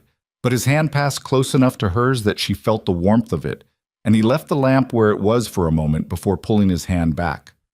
She noticed. She noticed and said nothing. The thing between them was becoming harder to not name. She was aware of it the way you're aware of weather changing, not in any single observable moment, but in the accumulated evidence of smaller things, the way he tracked her when she moved around the cabin, not invasively, but the way your eyes go to things you can't quite stop looking at, the way she'd started falling asleep faster since the journals, since the conversation, since the morning he'd put the extra blanket in the loft and come back downstairs and made breakfast without mentioning it. The way the silences had changed again, had gotten a new texture, warmer and more complicated. She thought about it most when she was at the stream, which had become her thinking place, the one piece of space in the valley she considered fully hers. She'd go there in the late mornings when the light was best, sometimes with the book from her bag, sometimes with nothing, and stand or sit at the edge of the unfrozen section and think through whatever needed thinking. She thought about how she had spent 11 years not trusting anyone further than she could see them, and how trust had seemed like the kind of thing that happened to other people, to people who had families, who had someone watching their back, who didn't have to calculate constantly whether the next situation would be worse than the current one. She had thought of trust as a luxury, as the emotional equivalent of a warm house and a full plate, something you needed to already have some of before you could get more. Rowan had not asked for her trust. That was the thing she kept coming back to. He had just acted in ways that merited it, over and over, quietly and without fanfare. And trust had accumulated the way the woodpile accumulated, one piece at a time, until you looked at it and realized it was something substantial. She didn't know what to do with substantial. She had never had to figure that out before. She went back to the cabin one afternoon to find him at the wood carving, the piece he'd been working on when she first arrived. She'd seen it a few times in the weeks since. It was coming into shape, but she hadn't been able to tell yet what it was supposed to be. She sat across from him and watched his hands for a while, the careful movement of the small knife, the way he blew the shavings clear. "What is it?" she asked. He turned it and held it up. A bird, she thought. The wings were almost defined, the head finding its shape. "Wren," he said. "Or it's going to be." "Why a wren?" "They're louder than they have any right to be," he said, "for how small they are." He looked at the carving, then at her. Margaret's favorite bird. She looked at the wren taking shape in his hands, at the scars across his knuckles, at the careful, unrusty tenderness with which he held a piece of wood and tried to make it into something that mattered. "You're not what I expected," she said. "What did you expect?" "I don't know, something simpler." He set the carving down. "That a complaint?" "No." She held his gaze. "Definitely not." The lamp between them burned steady and low, and outside the wind had gone quiet for once, and the valley was holding its breath the way it sometimes did in the deep part of a winter evening. And Elena Cross sat across from Rowan Blackthorne and felt the thing she hadn't named pressing up against the inside of her chest, looking for a word. She did not give it one yet, but she stopped pretending she didn't feel it. That night she climbed the ladder to the loft and lay down and looked at the small window above her, the stars burning hard and clear in the black sky, and put her hand over her chest where the feeling was, and left it there, and let herself feel it without trying to manage it or reduce it to something more sensible. She had been managed and reduced for most of her life. She was learning, slowly and imperfectly, to take up more space than that.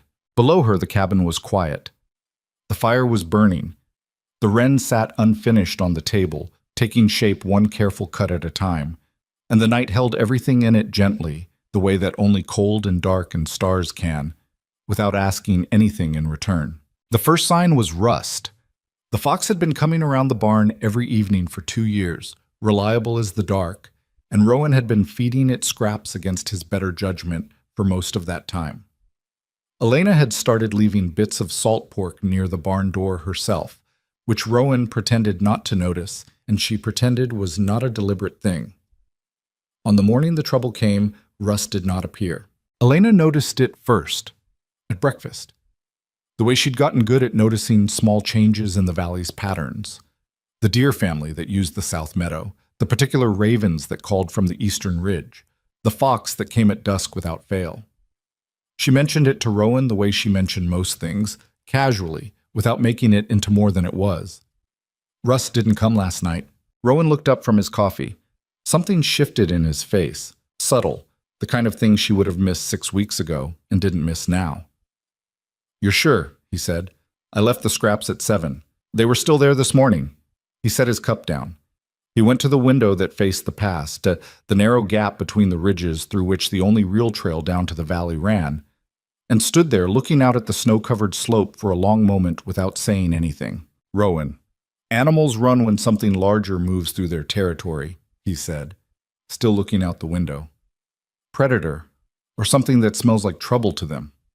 It's probably just, maybe." He turned from the window. He went to the peg by the door and took down his coat. "Stay inside today." "Why?" "Because I asked you to." He was pulling on his boots, moving with a purpose that was different from his usual purposeful movements, tighter, more controlled. "I'm going to check the pass." "You're going to check the pass alone," she said. "Yes." "Because you think someone's up there." He looked at her. "I think it's worth checking." She stood up from the table. "You said the men who've come through have never caused serious trouble." "I said we haven't had trouble in a while."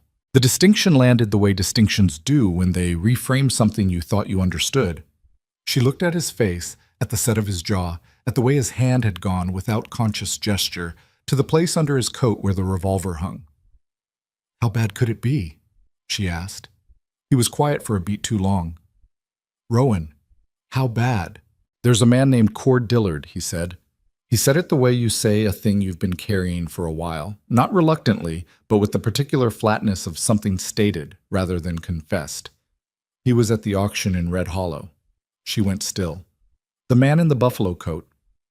"Yes." "He followed us." "I don't know yet. I'm going to find out." He finished with his boots and straightened up. "Dillard's not a smart man, but he's persistent and he knows how to find people. He's been running with a group out of the southern territories for the past few years. Hired guns, mostly. Men who'll work for whoever's paying." He looked at her directly. "He thinks there's gold here." "Is there?" "Not much. I moved most of what I had to the Territorial Bank in Harding last spring. There's maybe $40 in the cabin." He paused. "He doesn't know that." She absorbed this. "So he'll come for something that isn't here." Men like Dillard don't go home empty-handed if they can help it. His voice was steady, informational, and entirely too calm. They find something else to take. The something else was understood between them without being named. Then I'm not staying inside while you go up the pass alone, she said. Elena, don't. She was already reaching for her own coat. Don't use that voice like I'm being unreasonable. You told me I was free to make my own choices. I'm making one. He looked at her. She looked back. You'll do exactly what I tell you up there, he said finally. No arguments in the moment. If I say get down, you get down. If I say run, you run. Agreed. I mean it. So do I. He handed her the extra pair of gloves from the peg without further comment. They went out together into a morning that looked perfectly ordinary.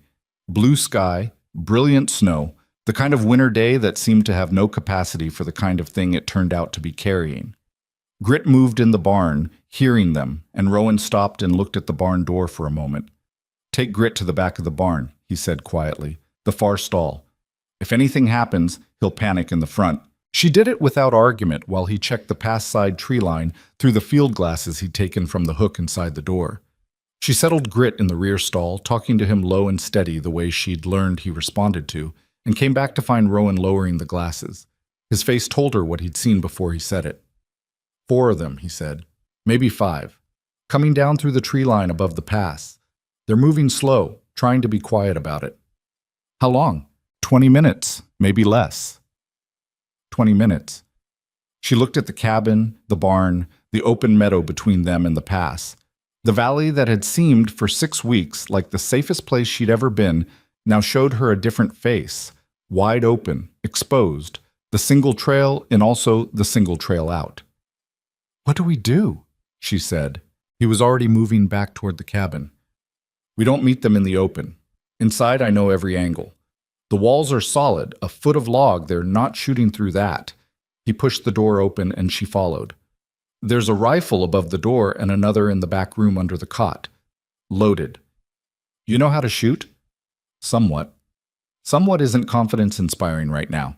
I know how to pull a trigger and I know which end to point, she said. Beyond that, you'll have to work with what you've got. He looked at her for 1 second. Then, get the rifle from the back room. Don't fire it unless something comes through the back window or the side door. That's your angle. Mine is the front. She went for the rifle. It was heavier than she'd expected. A Winchester, old but clean, and she could tell from how it handled that he maintained it the way he maintained everything in the cabin, with the reliability of a person who understood that the difference between working and not working could matter. She checked it the way she'd seen the older boys at Holloway check weapons, cycling the action, making sure it was ready.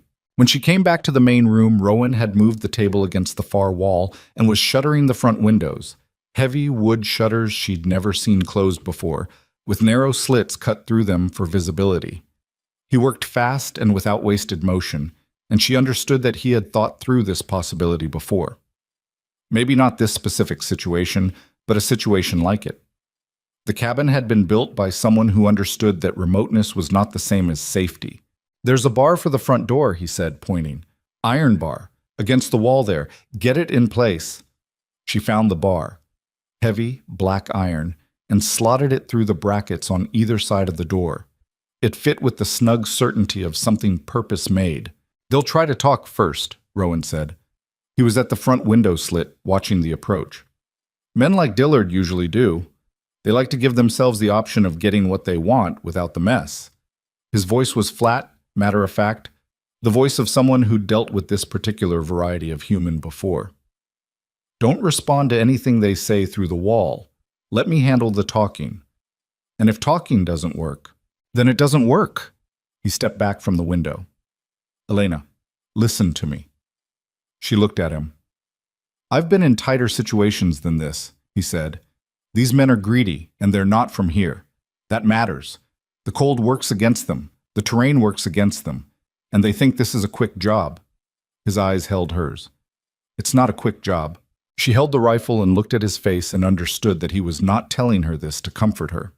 He was telling her this because it was a genuine tactical assessment, and he expected her to hold it and use it. All right, she said. He turned back to the window. They came out of the tree line 6 minutes later, which was faster than the 20 minutes he'd estimated, which meant they'd been closer than the field glasses suggested. 5 of them. She counted through the window slit beside the fireplace, the one that looked to the south. 5 men in heavy coats, moving across the meadow in a loose spread that was either tactical thinking or just men who didn't like walking single file. Cord Dillard was in front. She recognized the buffalo coat even from this distance, the heavy-set build, the walk of a man who'd never once considered that he might not get what he was after.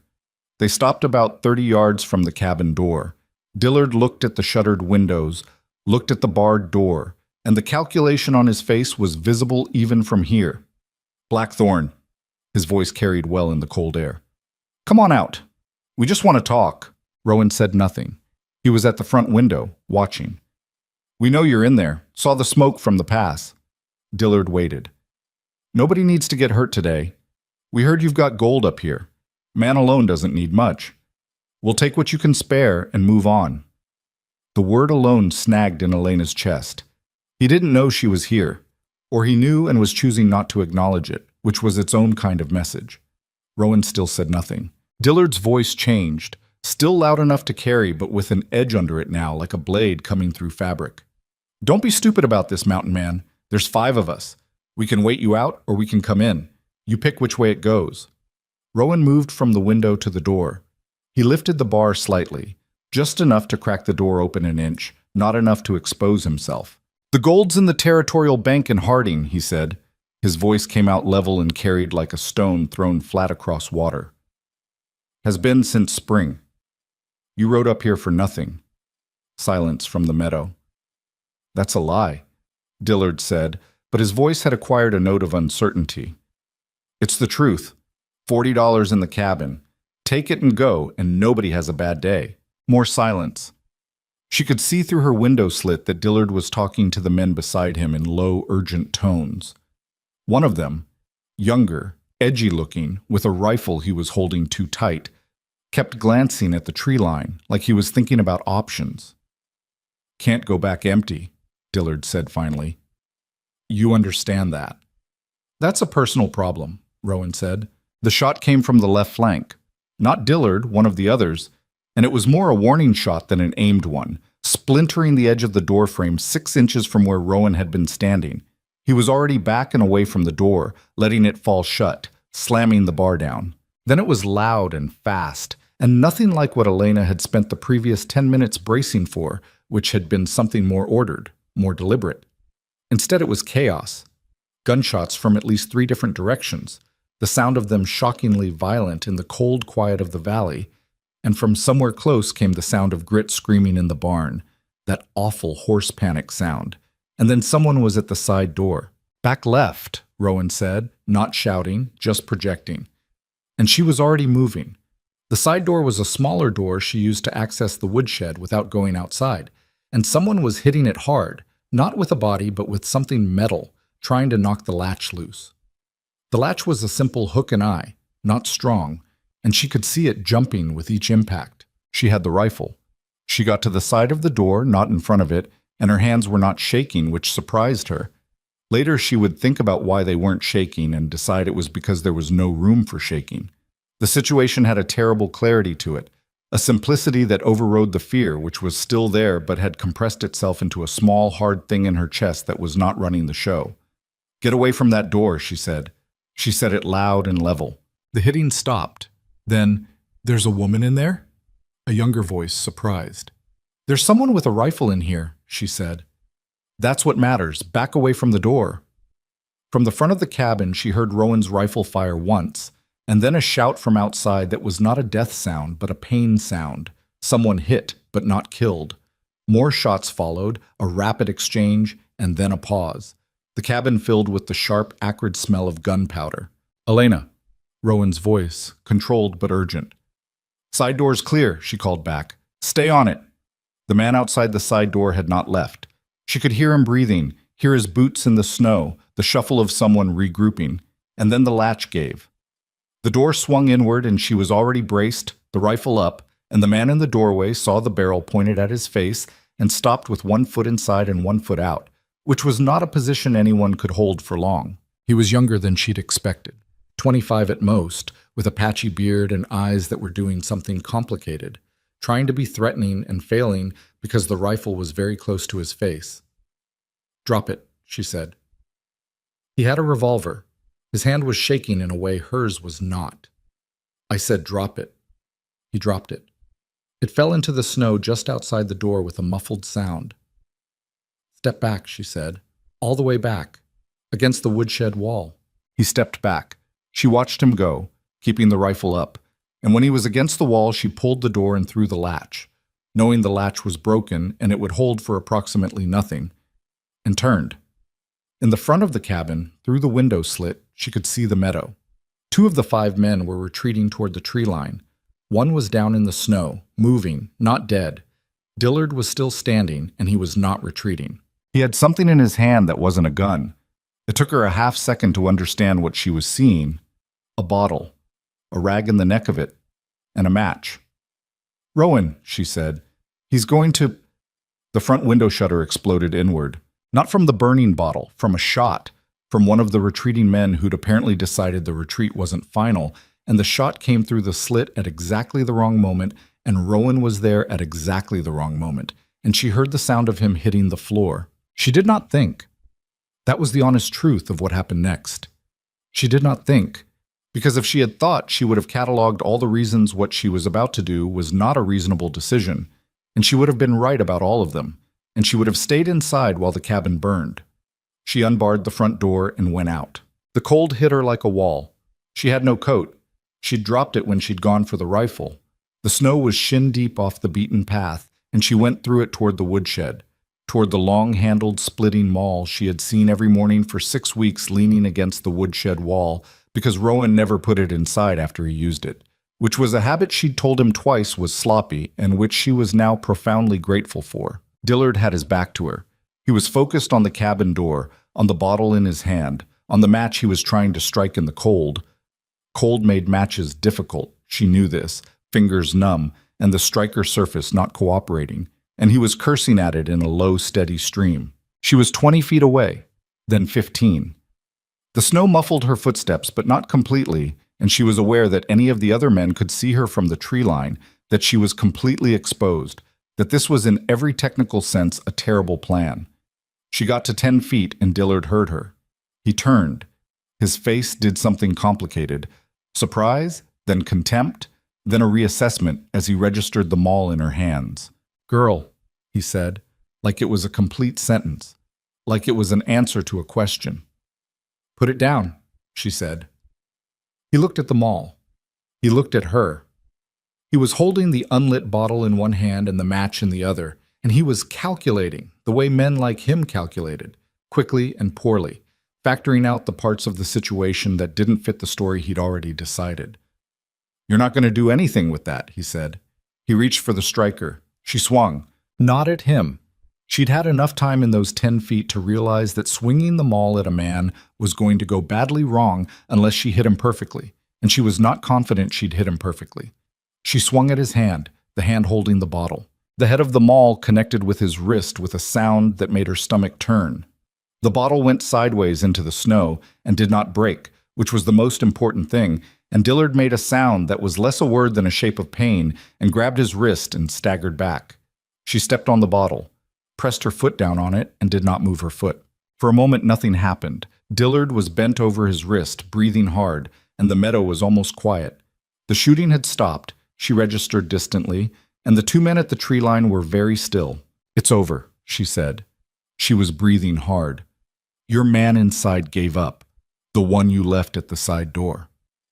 She didn't know if that was exactly true, but it was close enough. "There is no gold here. There is nothing here for you. And you just tried to burn a man's home down, which means there are going to be lawmen looking for you, and you've got a broken wrist, and I think you should leave now." Dillard looked up at her. His face was contorted with pain and the particular humiliation of a man who has been stopped by someone he'd written off. "You're nothing," he said.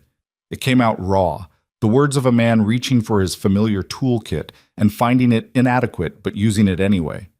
"You're a girl nobody wanted." "I know what I am," she said, "and I know what you are. Go." He went. Not gracefully, not quickly, clutching his wrist and walking bent. But he went, and the men at the tree line went with him, and the one in the snow got up and limped after them, and the meadow was quiet.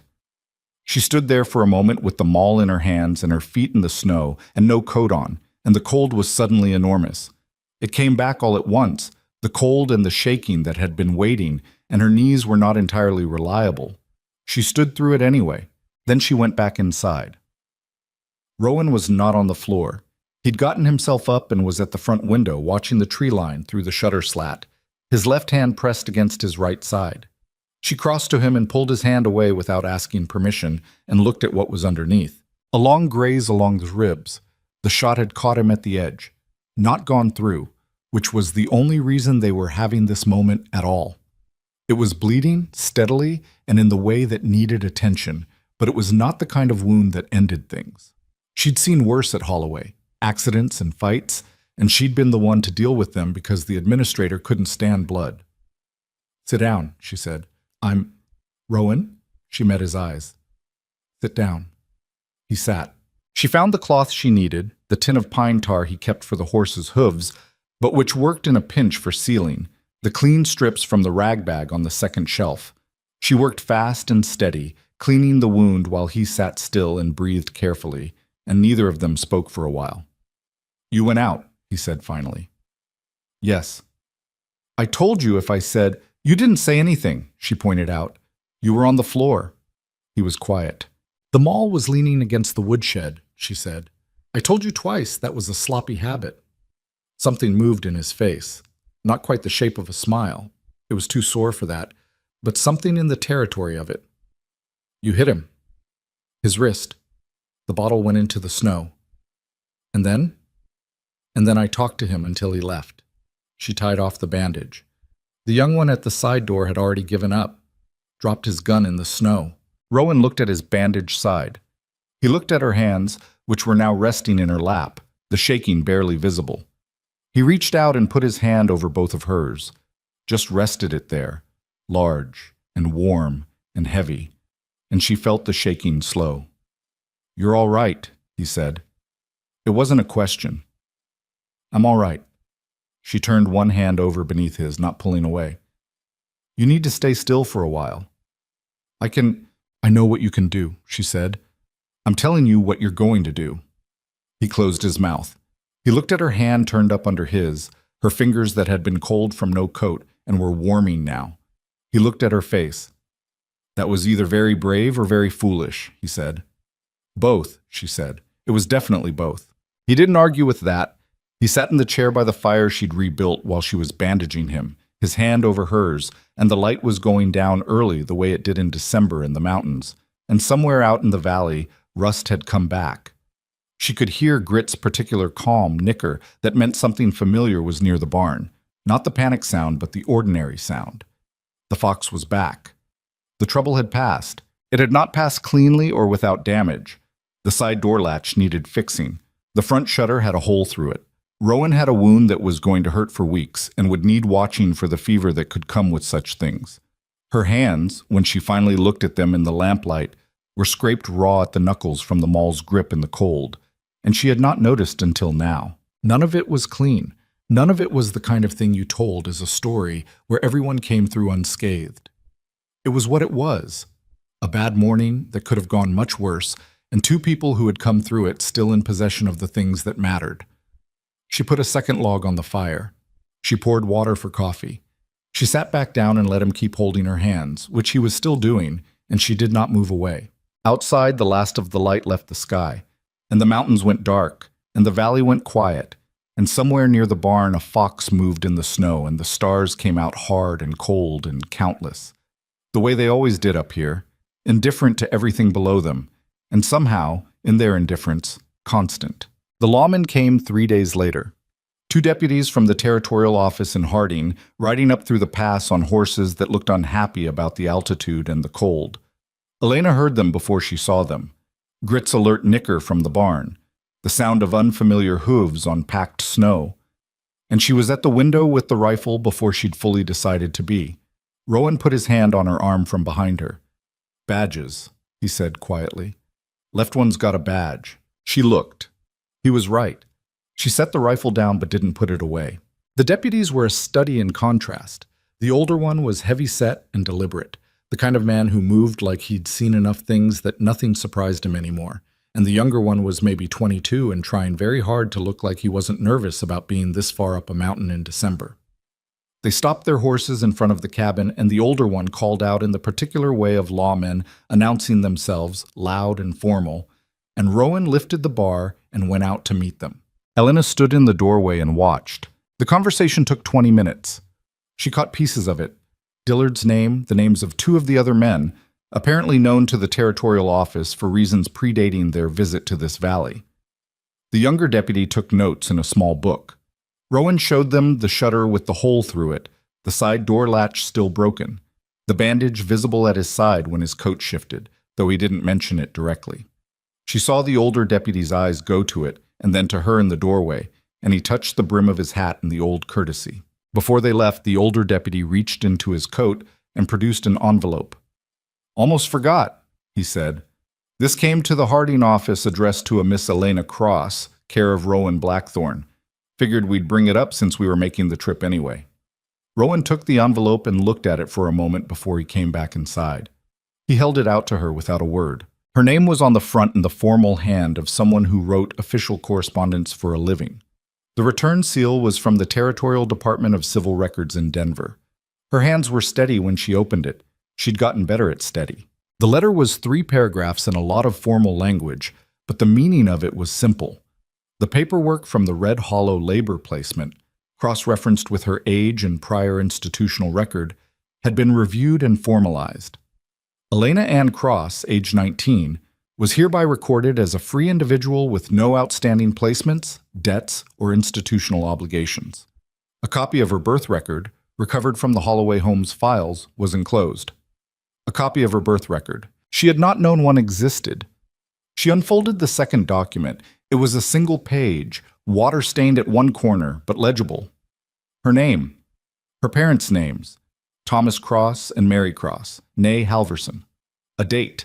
A county in Wyoming she'd never been to, or had been to as an infant and couldn't remember. She looked at her mother's name for a long time. Mary Cross, née Halverson. A woman she knew almost nothing about, reduced to a name on a page, and it was both more and less than she'd had this morning. "You all right?" Rowan said. He'd been quiet since handing her the envelope, waiting. "She was Mary Halverson before she was Mary Cross," Elena said. "I didn't know that." He said nothing, because there was nothing useful to say, and he'd gotten good at knowing the difference between silences that needed filling and silences that needed keeping. She folded both documents carefully and put them in the tin box in her bag. The one that had belonged to her mother, the one she'd carried from the Holloway home with nothing inside it because she'd had nothing to put in it. She had something now, small and incomplete and not enough, but something.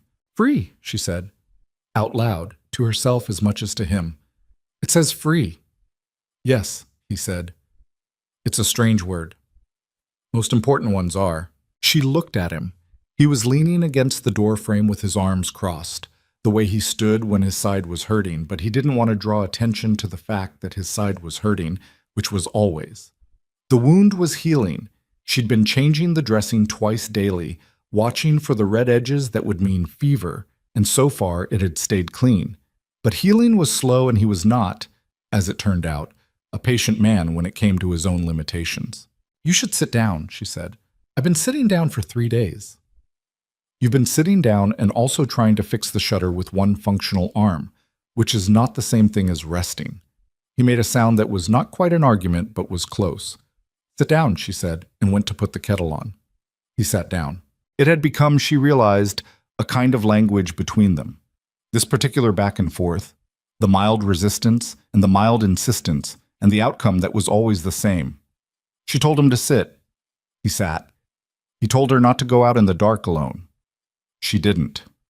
Small negotiations about care, about who was watching out for whom, about the mutual acknowledgement that neither of them was actually as fine as they tended to claim. She made tea and brought it to him and sat across the table, and for a while they just sat in the afternoon quiet of the cabin with the documents on the table between them. "She was Mary Halverson," Elena said again. She was still thinking about it. "My father was Thomas Cross. They were both dead before I was 9. She looked at the table. I used to try to remember her face. I can't anymore. I remember her hands, I think, and that she smelled like something, some kind of herb. I don't know which one. Lavender, maybe? Rowan said. A lot of women grew it. Maybe. She looked up at him. Do you remember your mother's face? Some days, he said. Less than I used to. He turned his cup in his hands. I remember her voice better than her face. She used to sing, working, not songs anyone would recognize, so she just made them up as she went, about whatever she was doing. Elena tried to imagine it. A woman in some other kitchen, in some other time, singing made-up songs about the dishes or the bread. A boy listening. A girl 6 years younger, learning to read. We both ended up carrying a lot of things alone, she said. Yes. That's not a criticism, she said quickly. I just meant it's a hard way to live.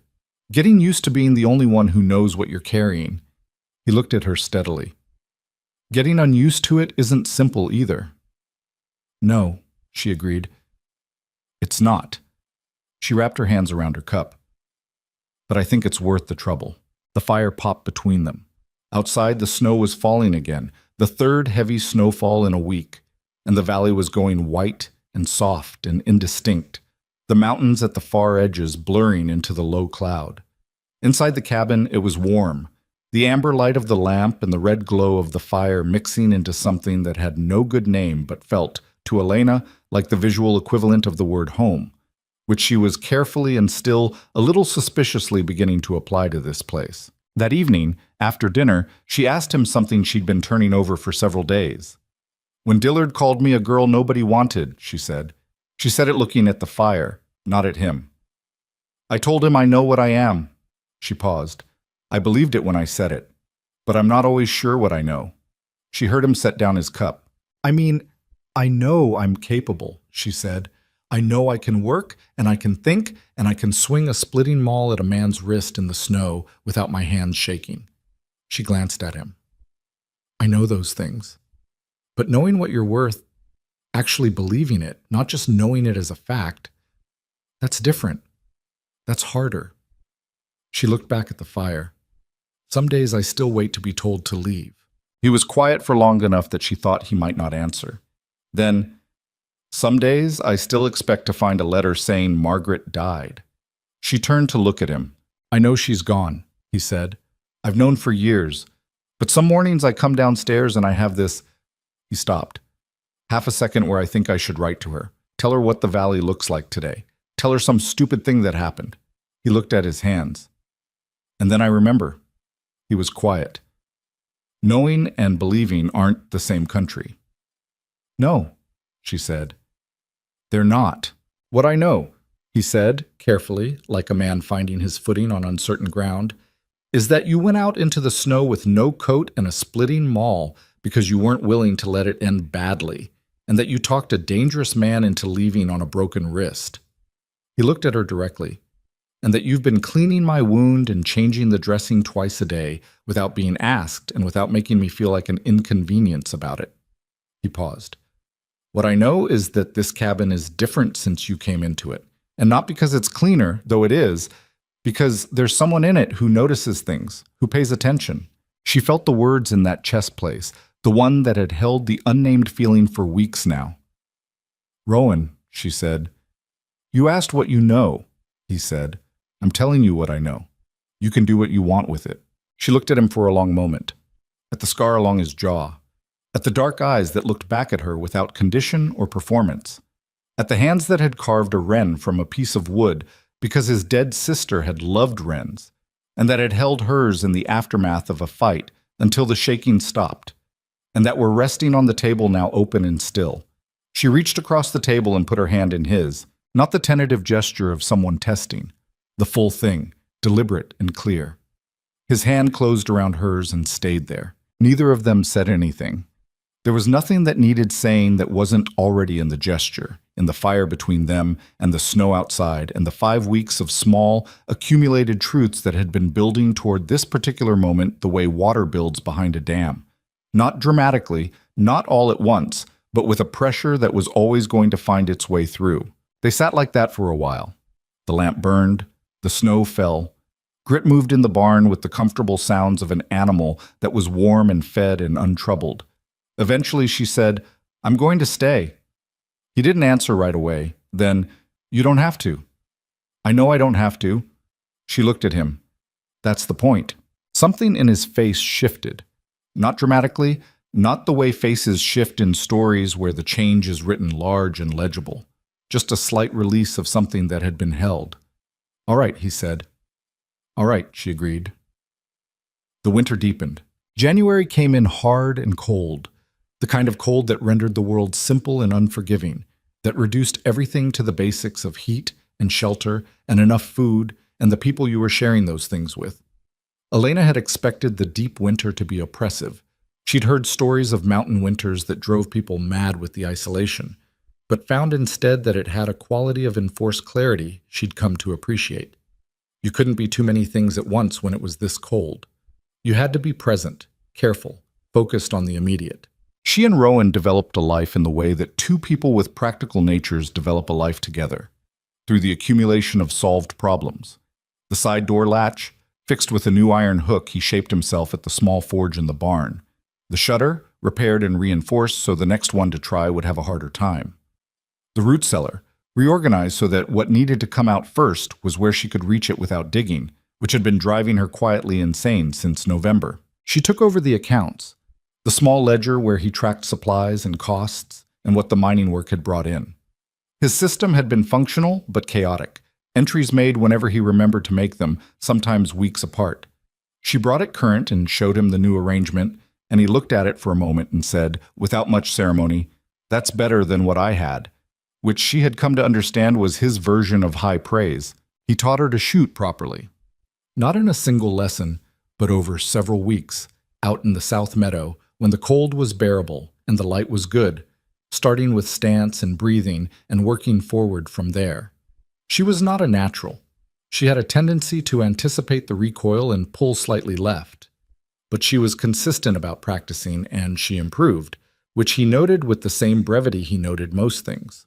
"You're not pulling left anymore," he said one morning, after she'd put 4 shots inside a pattern that would have satisfied anyone.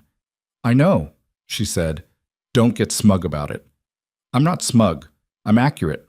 There's a difference." He took the rifle from her and checked the action with the automatic ease of long habit. "You're a little smug." "Only about this," she said. "I've earned it." He handed the rifle back. She saw the almost smile. She was collecting those now, cataloging them the way she cataloged everything. The slight change around his eyes, the way one corner of his mouth moved before he caught it. They were becoming more frequent, and she chose not to mention this in case mentioning it made them stop. The wren was finished in late January. She came in one morning from the barn to find it sitting on the table where the journals used to be. Complete. Wings slightly raised as if deciding whether to fly, head turned at that alert angle wrens had. He'd worked some kind of oil into the wood that brought out the grain, and it was small enough to sit in a palm, and it was by any honest measure beautiful. He wasn't in the cabin. She picked it up and held it and felt the weight of it, heavier than it looked, dense wood, and thought about the dead girl who had loved this bird, and about the living man who had spent months carving it, and about the strange circuitous path that had brought her to this cabin and this moment, holding a small wooden wren in a mountain valley in the deep of winter. She set it back carefully and went to find Rowan in the barn. "It's done," she said. He was brushing grit, not looking at her. "Needed one more pass on the tail feathers." "It's done," she said again. "It's good, Rowan." He kept brushing. "She would have put it on a windowsill," he said. "She always put things where the light could get at them." "Then that's where it'll go." He stopped brushing. He looked at her. "You don't have to." "I know I don't have to." She gave him back the words he'd given her. "That's the point." He looked at her for a long moment. Something moved across his face. Grief and gratitude and something that was neither or was both at once. The complicated feeling of being seen in a place you'd kept private for a long time and finding, unexpectedly, that it didn't hurt the way you'd thought it would. "The south window gets the most light," he said finally. "Then the south window," she said. The wren went to the south window. It sat there through February and into March, and the light came through in the afternoons and moved across it, And sometimes she'd look up from whatever she was doing to find him looking at it too. And they didn't speak about it, but it was there, and the being there of it was enough. February brought a storm that penned them in for 11 days. 11 days of snow and wind, and the cabin reduced to its essential self: fire, food, 2 people, and the long hours of being very close in a small space without anywhere to retreat to. She had expected it to be difficult. It wasn't, or not in the way she'd expected. He was underfoot and occasionally in her way, and once left a wet coat draped over the chair she'd been about to sit in, which led to an argument that was shorter and less heated than arguments of that kind usually were, and which ended with him moving the coat and her making coffee, and both of them sitting down and reading without further incident. "You're easier to argue with than I thought," she said that evening. "What does that mean?" "It means you don't dig in," she said. "You disagree, but you don't make it into a fight about more than what it's about." He thought about this. "That's because I'm usually wrong about the small things." "You're not always wrong." "Often enough." He turned a page. The coat was a fair complaint. She smiled at her book. He saw it. She knew he saw it. On the 9th day of the storm, somewhere in the long middle of an afternoon that felt like it might last forever, he said, out of what seemed like nowhere, "I want to show you something when the snow clears." She looked up. "What?" "The eastern seam," he said. "The mine." She went still. "Why?" "Because you should see it." He was looking at his book but not reading it. "You should see where the gold came from. It seems like something you should know." She looked at him, at the side of his face, the jaw, the scar. "All right," she said. He nodded and went back to his book, or pretended to. She looked back at her own book and thought about a man alone in a dangerous mine, in bad air and rotten rock for 14 months, pulling gold out of the dark because he'd seen a girl look at the mountains like she was memorizing them. She thought about the kind of loneliness that produces that kind of action. Not the self-pitying kind, but the deep, quiet kind. The kind that has been carried so long it doesn't feel like loneliness anymore, just like the shape of things. She thought about her own loneliness, 11 years of it, the specific hollowness of a life lived in institutions, of being processed and placed and moved and never once asked what she wanted. She thought about what it meant that neither of them was lonely anymore. The storm broke on the 11th day, and the valley emerged into a stillness so complete it was almost loud. That particular post-storm quiet of a world that has been covered and muffled and is now just sitting under the weight of its own snow, catching its breath. Rowan's wound had healed enough that he moved without the careful guard he'd been keeping around his right side since December. She checked it one last time the morning after the storm and declared it done, which was perhaps premature but not irresponsible, and he accepted the declaration with the relief of a man who had been very tired of having his side fussed over. They went to the eastern seam on a morning in early March when the light was back, and the air had a cold clarity that made the mountains look close enough to touch. She followed him up the steep slope above the valley's eastern edge, through the pine forest, and above the tree line, and into the bare rock country, where the trail was mostly in his memory and only partly visible in the snow. The mine entrance was unimpressive. A dark gap in the rock face, shored with timber that had been placed with care, a wooden platform in front still half buried in snow. She'd been expecting something larger. "This is it?" she said. "This is it." He stopped at the platform's edge, looking into the dark. The seam runs about 60 feet in and then branches.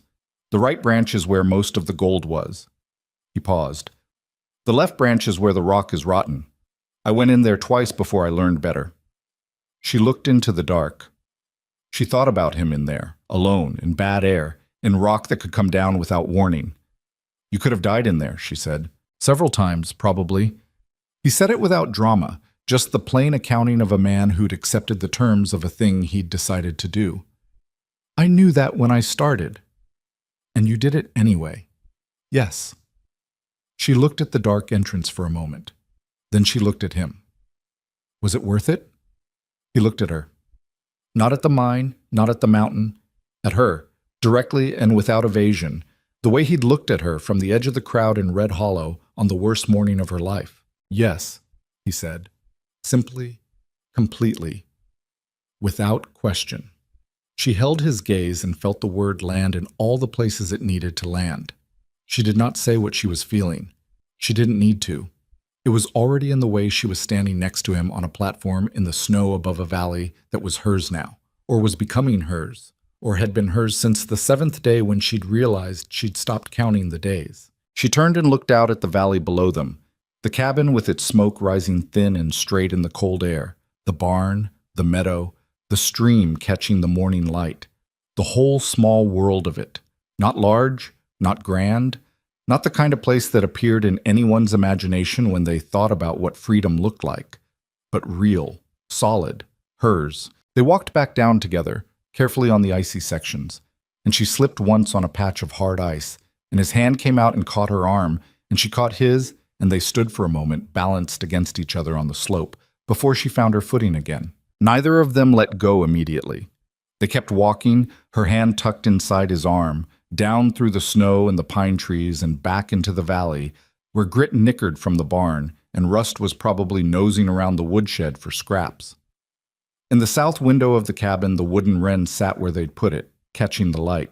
Below it, on the sill, Elena had placed the tin box, the one that had belonged to her mother, that had traveled with her from placement to placement for 11 years with nothing inside it, that now held a birth record with the name Mary Halverson written on it.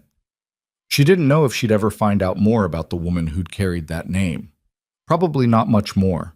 The trail was too old, too broken. But the name itself was something, a place to put a hand and feel ground. She thought sometimes about what the story of her life looked like from the outside. The girl on the platform, the stranger in the crowd, the mountain and the mine, and the journals, and the mall, and the slow, imperfect, unguaranteed process of two damaged people learning to take up space in each other's lives, without damage being the main thing they were to each other. It wasn't a clean story. None of the real ones were. The real ones had broken latches and headaches and arguments about wet coats and wounds that needed watching for fever and hands that shook after the crisis passed instead of during it, because during it, you were too busy to shake. The real ones had grief that didn't resolve, just changed shape. A dead girl who would have put the wren where the light could get at it, who was not gone entirely, who lived in the carving and in the way a man's voice changed when he said her name. The real ones had a box that had been empty for 11 years and was now less empty. That was enough. More than enough. It was the whole thing, in fact. The whole difficult, unfinished, ongoing thing.